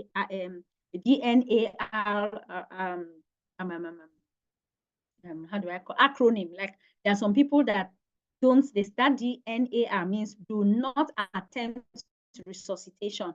The clients themselves, it's contained in the service plan that for any reason, maybe the person slumps or stops breathing or anything, do not attempt resuscitation, DNAR. So if you have that band, a DNAR band on your clients or on your residents, you know that you are not supposed to do CPR at that point. And even though it is like that, there are certain laws, Good Samaritan laws, that covers you, that even when you see that the tendency for you to save life outweighs the DNAR restriction. If anything happens, the law does not the law exonerates you already because certain Good Samaritan laws, it depends in the place that you're actually working. So these are things that we need to know. There are 4 ways you can protect a client safety. Practice good safety habits that help prevent accidents. This is important. Habits that if you have the right training, you know there are some things you don't keep near people that have mobility issues. You know that they are struggling to walk. So you know you have to declutter the spaces, give them free walkways, the carpets, the rugs, they don't have to be folded. Like you can see from this picture, you can see the woman fell down. Perhaps the edge of the rug pulled her down, or something made her to stumble and fall, and she fell down, her glasses went off, her assistive device fell down, you know. So these are things that we need to know as caregivers. You have to create a safe place for your clients when you have to attend to them. You have to ensure that you create a space. You don't allow them stumble and fall. You make sure that if they are living in tiled houses, which is not even recommended for elderly people, houses that are tiled are risky. There's the hazardous part of it. Like when you actually go into those trainings I've mentioned, you get to know that everybody knows. Most people that die, they slump, they fall down and either hit their head because of a slippery floor. So there are things you have to put in checks. As a caregiver, if they are not there because of the knowledge you have to ensure your client's well-being. So you have to ensure these things are kept. You know, rugs are not folded. The edges are not folded because they can stumble and fall. then the tiles, the water is not spilled on the floor. And if there's water for any reason, it is mopped, because it's very easy for someone struggling to walk, not even someone struggling to walk, not even someone like you and I, you will just slide and fall when there is water on tiles. So it's advised that it's a floor that is rocked, that is good for these people, and not a floor that is a tile that is with tiles, because it's not very good. So all these things, when we get to mobility, we'll talk about it extensively. We'll get to mobility, we'll see some of the things that these people actually need that will help them in their movement, railings, things that will help cushion the effect of a fall. We'll get to that when we get to mobility proper in another module. So let's not really overflock that, but it is important that we practice good safety habits that will help our clients, and we follow up any concerns or problems that we observe. Recognize the symptoms of a health emergency and respond appropriately. We are taking care of our clients because we are looking at them, because we are observant, because we understand. We respond immediately. We sense anything, you call immediately for help. Even as a first aider, you are well grounded in first aid. You can use the automatic external defibrillator. You can perform the chest compressions and the rescue breaths. You can do all these things. Yes, because you are certified with your caregiving training. Yes, you can do them, but you need to call for help first, immediately, so that before the help comes, you are rendering first aid, the first treatment that you can give before the arrival of the paramedics. So imagine you don't have first aid knowledge and something happens in the course of your duty. And before you could even do little things that you could have learned in the course of you having first aid knowledge, you don't know it. And as a result of that, you expose your client to more hazard. Before help could actually get their way, it's already another story. You will never forgive yourself. So that is why it is important that no knowledge is wasted. We gather, if you need to relocate outside, you want to work outside, if you want to do it well, whatever is worth doing well. Get all the certifications that you need, put them in your hand and move. And let me see what is going to stop you from being what you want to do. Or let me see the employer that will see all the qualifications. You have mental health, you have the CPR, you have the emergency response, and then you have the caregiving, and you are applying. Just tell me who doesn't like a good thing? You stand a better. You don't know this one. Someone has started to disrupt. Please, that person did not do it. Please beg the person, because we are almost hitting the target. So now these are some of the things that is important for us to note. Now, so like this, you can see, excuse me, you can see what is happening to this lady. She's holding her chest, perhaps heat, seizure of heat. That's heat. The place is very, very hot, like you can see from the fan. She's holding her chest. You may not know what this person is going through, but from this picture, a first aider, a person that knows first aid, and seeing this particular thing, you know exactly what is about to happen. That's how you see somebody clutch the chest. Now, I want to give you an illustration of a man that slumped in the church. The man slumped in the church, and when something happened, there's so much of confusion. People run, many people come around, they don't know what to do. Some people just crowd the place, But it is important for someone that knows what to do to act fast, because there's a very thin line between life and death. So if you have the right knowledge, so the man slumped, people in the congregation were shouting, oh, people, oh, pastor, oh, they were shouting. There was so much confusion and pandemonium at that point. But thank God that there was one person that knew exactly what to do. Immediately, the person just squeezed through the crowd, fast, asked people to shift, give space, and immediately checked, carried out. When we are having our first aid for caregivers, you would see there's something we call checking blueprints, like having a blueprint head-to-toe examination. So quickly, the person did the head-to-toe examination and immediately carried out CPR. Knew that the person had a problem with the heart, immediately cardiopulmonary resuscitation, and called for help. Please call for help. They called for help. So while the CPR was still going on, the paramedics arrived. That is what saved the man. Then imagine a situation whereby nobody knew how to do CPR, or nobody had the right knowledge, and everybody's here shouting, some people to the left shouting, holding their heads, some people to the right jumping, and so much confusion. Before paramedics will arrive, imagine what would have happened to that man. So for every caregiver, it's important that you are grounded in first aid. Just think about it. You may not have it with BCC UK. We run the trainings, but have it with any other training center you may wish to do. But it is important that you get back up. So now, let us look at excuse me. Let us look at recognizing signs and abuse. It is important. Okay, thank God. I wanted to be sure. This is the last slide that we have. fine. So it is important for us to recognize signs of abuse, neglect, and exploitation. It is important that we know what is happening. Sometimes the person we are taking care of, we should be able to recognize these signs and symptoms, because like I told you, they can face a whole lot of things. They can come face to face with sexual molestation. They can be abused. And then before we talk about abuse, as a caregiver, you must know and look for possible signs of mistreatment, of your clients being mistreated.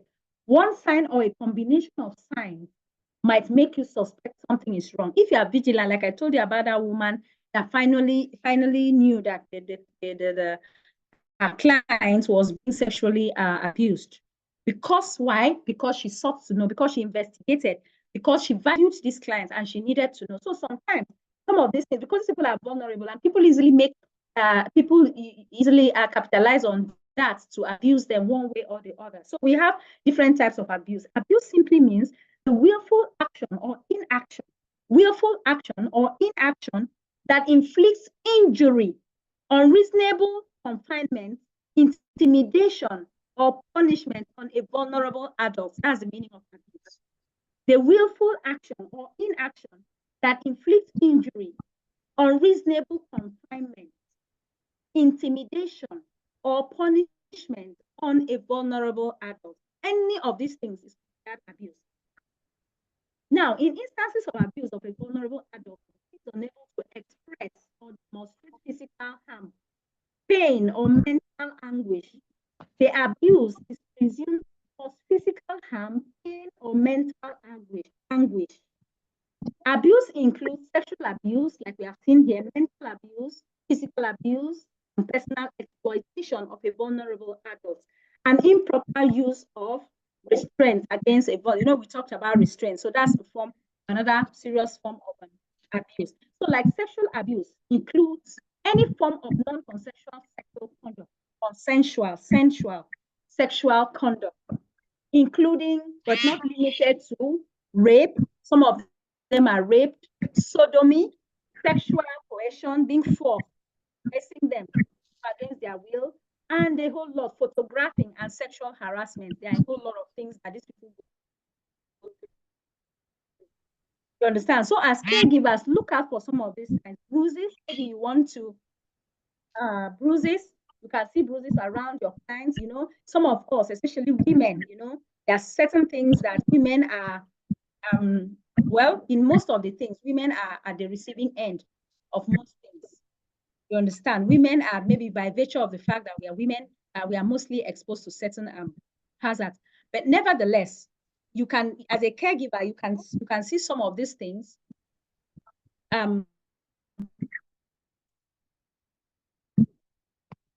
By maybe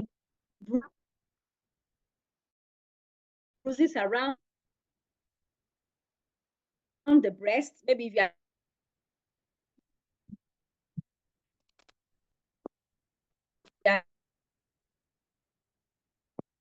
at the of your back,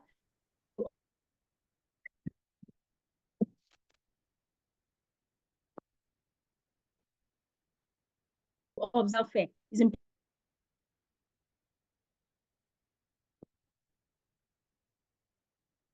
important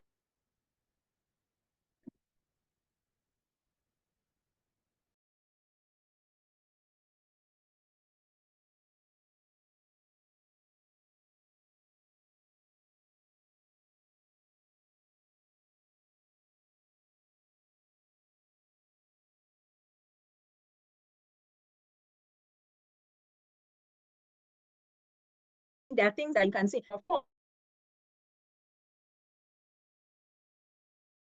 I cannot hear you. Yes, there's a slight network glitch. Let me just share the screen. Okay. Can you hear me? Can you hear me? Can you hear me? Yes, I'm hearing you now.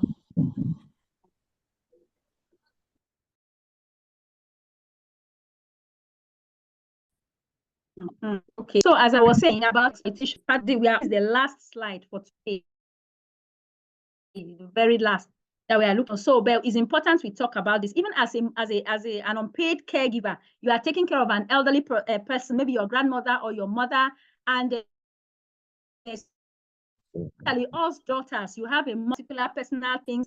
Please look at them, check their bodies, ensure that you don't see bruises, ensure that you don't see all those kind of things. Anything you see, report. It's very important. Report. Maybe you see stains on their underwears, and or maybe each time you want to bath them or you want them to bath, they're always recoil. No, they don't want to bath. Or you touch a particular place of their body and they are always scared, or they are always, I mean, these are things you have to report. I tell you the truth, these vulnerable adults are abused. I cannot, if I want to tell you the percentage, from statistics we carry, we get information we get every day, you know that these people are really suffering. And truly, they don't deserve it. Truly, they don't deserve it, because these are people that have actually taken care of us. These are people that have actually done their bid earlier in their lives. So they don't deserve such treatment from us. They don't deserve it even from any caregiver that's going to take care of them, or any evil person. They don't deserve it. So you have to see how to shield them practically from the eyes of wolves, from the eyes of the evil people, the ones that they prey, that go about looking for vulnerable people to devour. So these are some of those things. We have the physical abuse, we have the personal exploitation too. When people are forced, compelled, or maybe pressure is mounted on them, vulnerable adults in a way that is inconsistent, with their proper behavior, maybe exploiting them, threatening them. It's like those people that have been raped, maybe in the course of life, maybe you've had a rape scenario, of course, what is readily there is that you will be told, if you tell anyone, I'll strangle you, if you tell anyone, I'll kill you, I'll kill your father, kill all your family, and they will inflict fear into these ones. Yes, these people also have, they may even rape them, or maybe say that you need to have a person that's a client that you've actually break through of that, express what is actually wrong. So you see that you have a lot of work to do. It doesn't happen in all cases, but it happens in some cases. You understand?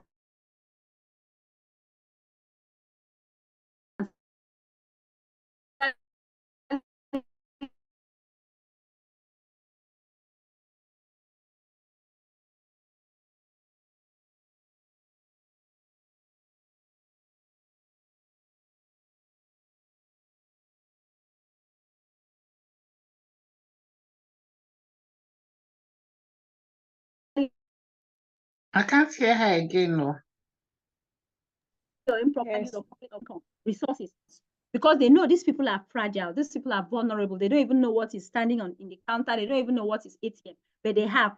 So these are some of the things that you have to look out for. Anything that will bring, in fact, whether it's the child, whether it's the husband, and anything that will bring displeasure to your clients, as a caregiver, speak out. You may not have the power to call them to order, and you may not call them to order because that does not involve, is not part of your duty, but report them to appropriate channels so that something will be done about it. Neglect too. There are people that maybe neglect their parents. They don't treat the injuries. They leave them, abandon them. Lack of food, lack of, maybe they need glasses to be able to see where they don't give them. I mean, a whole lot of things. Soiled clothing, they abandon them. Untreated pressure injuries, they leave them on the bed. And when someone is bedbound, you leave the person on the bed for too long. You know what happens? The person begins to develop bed sores. That's one of the things we are going to learn in the practicals. So you have to clean. You have to ensure you keep turning the person. That's the duty of a caregiver. You keep turning the person so that the person will not have those bed sores and all that. So practically, this is the last slide. Like I told you, we have come to the end of today's presentation. And I think it's been worth the while. It's been worth the while. We've not had too much of network barriers like we had yesterday. Yesterday is a better day and a more friendly day. So the bottom line, the word I would like to leave with us before we move is that ask yourself, when you are done with this training and you get your certificate from BCC UK like we promised, when you eventually go out there, use our links or use any links that you have, or you've already had your visa, or whichever way, make sure that you ask yourself very well, am I in the right profession? Do I really want to be a caregiver? Am I really concerned about humanity? These are questions you need to ponder. These ones are not questions that you have to answer. You have to give me answers as now. No, there are things you have to go and weigh down. Forget about the money. Yes, forget. I know how Nigeria is. Forget about the greener pastures, but look deeper. Just play the tape. Take yourself like you are a person that needs a caregiver, and you are old and you are vulnerable. How would you like to be treated? The way you like to be treated surely is the way you like to treat someone. So that is just the sentence I would like to leave to use to crown today's class. Go and ponder on those things. Ponder on those things, how you would like to be when you are 80, how you like to be if eventually life takes its toll on you. Would you like someone to treat you with a dignity? Would you like someone to handle you properly? What are the things you would like? Just reverse the case and play the tape. And the things you would like, you will understand why it is important to treat a caregiver with utmost care and respect. So on that note, I think we've come to the end. I don't know if do we have any question, please? Do we have any contributions? Yesterday, okay, are we together? Can you hear me? I just want to say a different thing now. We are done with today's. Yes, we can hear you. Okay. Yesterday, I had appealed to us all, and I want to specifically thank Aisha, thank Peace, and I think 3 people that actually responded. I didn't hear anyone respond, and I felt that the training for men are not just okay. Imotian, very good. Imotian did something. I responded because I'd actually played because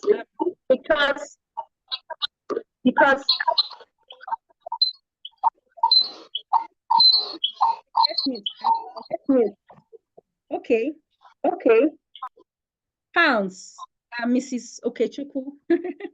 Please ask your question. I can see hands. Thank you so much, ma. I was my just question, about saying before we. Hello, can you hear me? Yes, I can. Go ahead. I can hear Thank you. you so much for the teaching, and in fact, so it's insightful and all of that. So my question is, I've actually done online, completed this BLS, basic life support training, and CPR and this AED and first aid. So I also have completed my mental health level 2 certificate. So is there any other certificate you can recommend that someone can also do, like to get us more equipped? Please, for can this you come again? I lost you, madam. Okay, I lost you. You said you've actually done online. Completed a training certificate. I mean, in addition to this training we are doing, I just did some small short courses on the basic life support, on CPR, AED, and first aid, and also mental health level 2. So I want to. Hello? If there are other I'm hearing you, ma'am. Other courses you can recommend, because I'm also about doing this advanced cardiac care life support, and also this pediatric life support. So is there any other one you want us to do to be more equipped and also give an edge over others out there? All right. Madam, I think Madam Okechukwu, you know, we used to communicate. Like, you are one of the people that I've had fun really talking to, that has really been has become a friend by extension of what we are doing. So I would say that maybe we'll talk about that later. We'll just do our normal chat, and I'll talk with you based on that. No problem. Thank you. I don't know if that's yes. When I am done, we'll chat the way we used to. A couple of people here have what's happening? Echoing, don't start. Thank you so much. Okay, so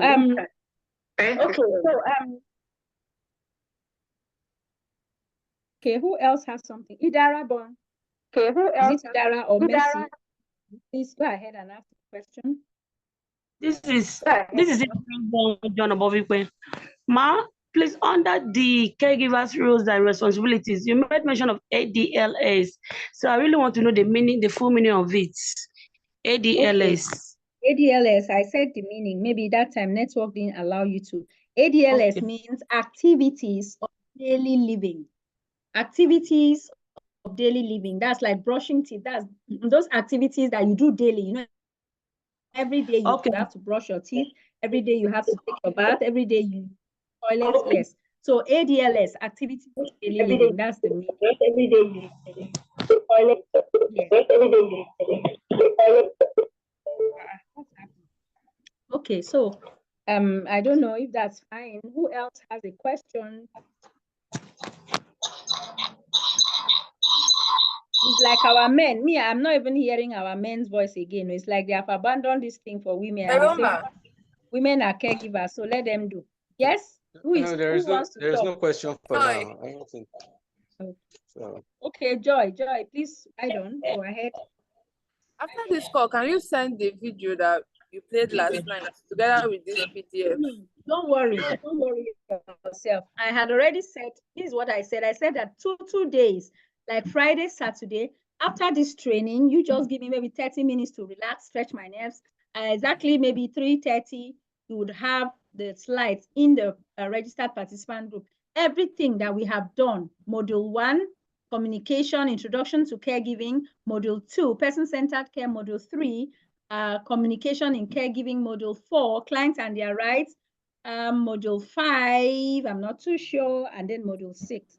Everything that we have done between yesterday and today, I'm just going to drop it there. The video is inclusive. It's part of the slide, so you would have it. You can be rest assured.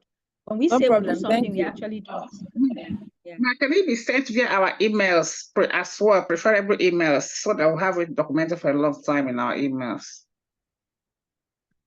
The thing is, well, I don't know. This is the first batch that I'm going to hear. I should send to you. What I actually do is we drop it there. So when we drop it there, that's the registered participants group. Everybody there have paid. So you have ways of, it's just there. You get it there, but no problem. If you want me to send it to your mail, you know, I am a person-centered person, so I can send yours privately to your mail. No problem, madam. Yeah, I think even sometimes someone's phone might crash or have issue. I know, if you can send in both email and WhatsApp, that would be awesome. So that we'll have it documented in both ways. So I think that'll be fine. Okay, but if it is in your phone, another easy way is that what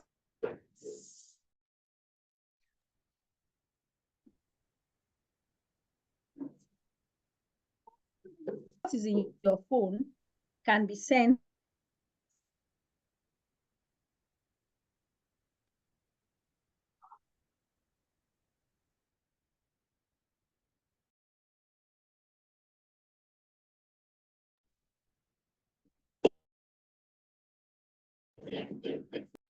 you can forward it to your mail. Your comments from our most recent graduate.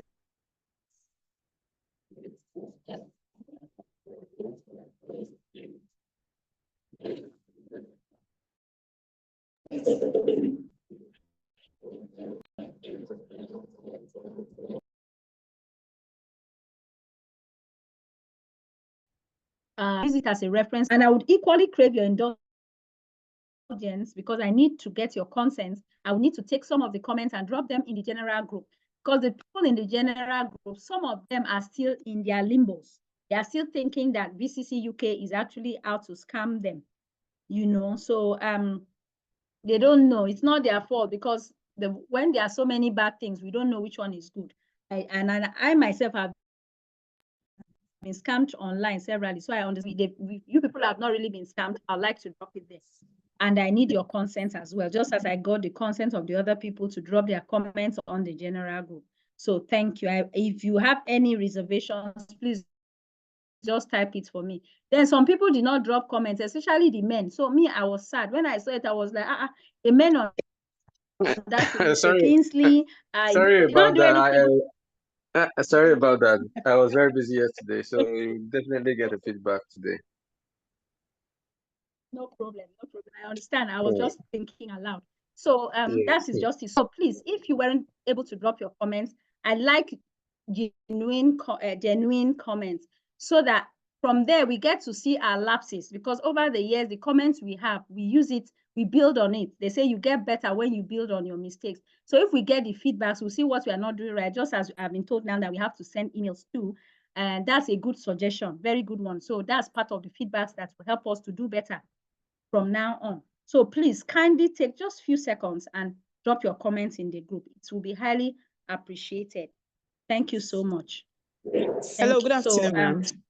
Good afternoon. Good afternoon. Okay, ma'am. I was wondering, can we get Good the afternoon. Who is recorded talking, class? please? It's Who is Sylvia. talking? Okay, Sylvia, it's nice to hear your beautiful voice. Yes, I know. Sylvia, go ahead. I was wondering, can we get the recorded class? You know, when you do your elaborate explanation, it really gets to me. I get to understand every part of what you're saying. And I would like to have that as well. Apart from the slide, I would like to have the recorded class, please. Okay, ma'am. I would see to that. I'll see to that. You know, like I said, I like to talk. Now, in this particular thing you have said, Mrs. Sylvia, has made me to remember when I talked about communication techniques. As you have asked for this thing, you've asked it so simply with a very lovely voice and very, very diplomatic about it. You've asked it in such a way that such communication has really gotten to me, and I don't think I would be able to refuse that particular request. So be rest assured that you would get it. You would get the recordings. Though I cannot ascertain, I cannot give 100% assurance that you get the recordings. To be rest assured that before our next class next week, Friday, I must have dropped the recordings for everybody. I'll do that. Thank you so much, Madam Sylvia, for that lovely voice. Okay, do we have any other person? Yes, thank you very much, ma. Thank you very much, ma. This is Collins. It's 07. Okay, Collins. Oh, Mr. Collins, I'm hearing your voice. You have avoided, Mr. Collins, you have avoided speaking to me. Remember when I chatted you, you avoided speaking to me. So I knew that I would definitely hear your voice one day, and I'm hearing your voice here. Go ahead, Mr. Good afternoon, ma. Yes, I'm very appreciative of your time and effort. You know, from the way you describe, from your explanations, you sound very zealous. You're a zealous lecturer because you try to put understanding through your tone. The way your explanations and your detailed descriptions of things and events, and you know, I thank you for your time. You took your time out, and your explanations is out of the heart. I really appreciate you. Thank you very much. Thank you so much, Mr. Collins. Welcome. Thank you. Thank you for the wonderful feedback. So on this note, okay, someone said download the documents when shared from the WhatsApp on your phone. Thank you, Mrs. Husan. That was what I was actually trying to say to Madam. So thank you for all your beautiful feedbacks. I love these feedbacks on the platform because they make me happy. Whenever I am, you know, we try to relieve ourselves in the caregiving work. So whenever I want to be relieved and happy, I just pick up my phone and look at the beautiful comments, and they make me happy. It brings me back to a happy mood. So thank you so very much. I appreciate all of you. We are going to see next week, Friday. Again, remember that we are going to have practicals. So whatever you do, our last 3 days is for practicals. Do not be absent, because no matter when I share the recordings to you, it will be like you watching it. If you are there live and direct, it's just the way you watch anything, and you can pause anything that enters your head. You can ask at that moment when the action is actually done. It's different from you getting to get the video recordings later. So please, the last 3 days are for practicals. Endeavor to arrange your schedule in such a way that you would be available, because those are the most important times. We don't joke with our practicals. We are very careful with it. I'm very, very particular about it. So thank you so very much. On this note, MKB management, I am done with this presentation. Over to you. Thank you. Thank you very much, ma. Very much. Welcome. Welcome. So, MKB. Thank you so much, Doctor. Thank you so much. It has been a wonderful time. Yesterday was wonderful. Today is another wonderful day, and it was wonderful. You did very, very well. I've heard from our participants, and our supervisors also. They are commending you over here. They said you've done wonderfully well. We appreciate you for these 2 days. And to our participants, thank you for your contributions. Don't forget that without you, there will be no MJB management and integrated services. Do have a lovely weekend. We'll meet again next Friday. Goodbye for now. Thank you. Goodbye. Bye.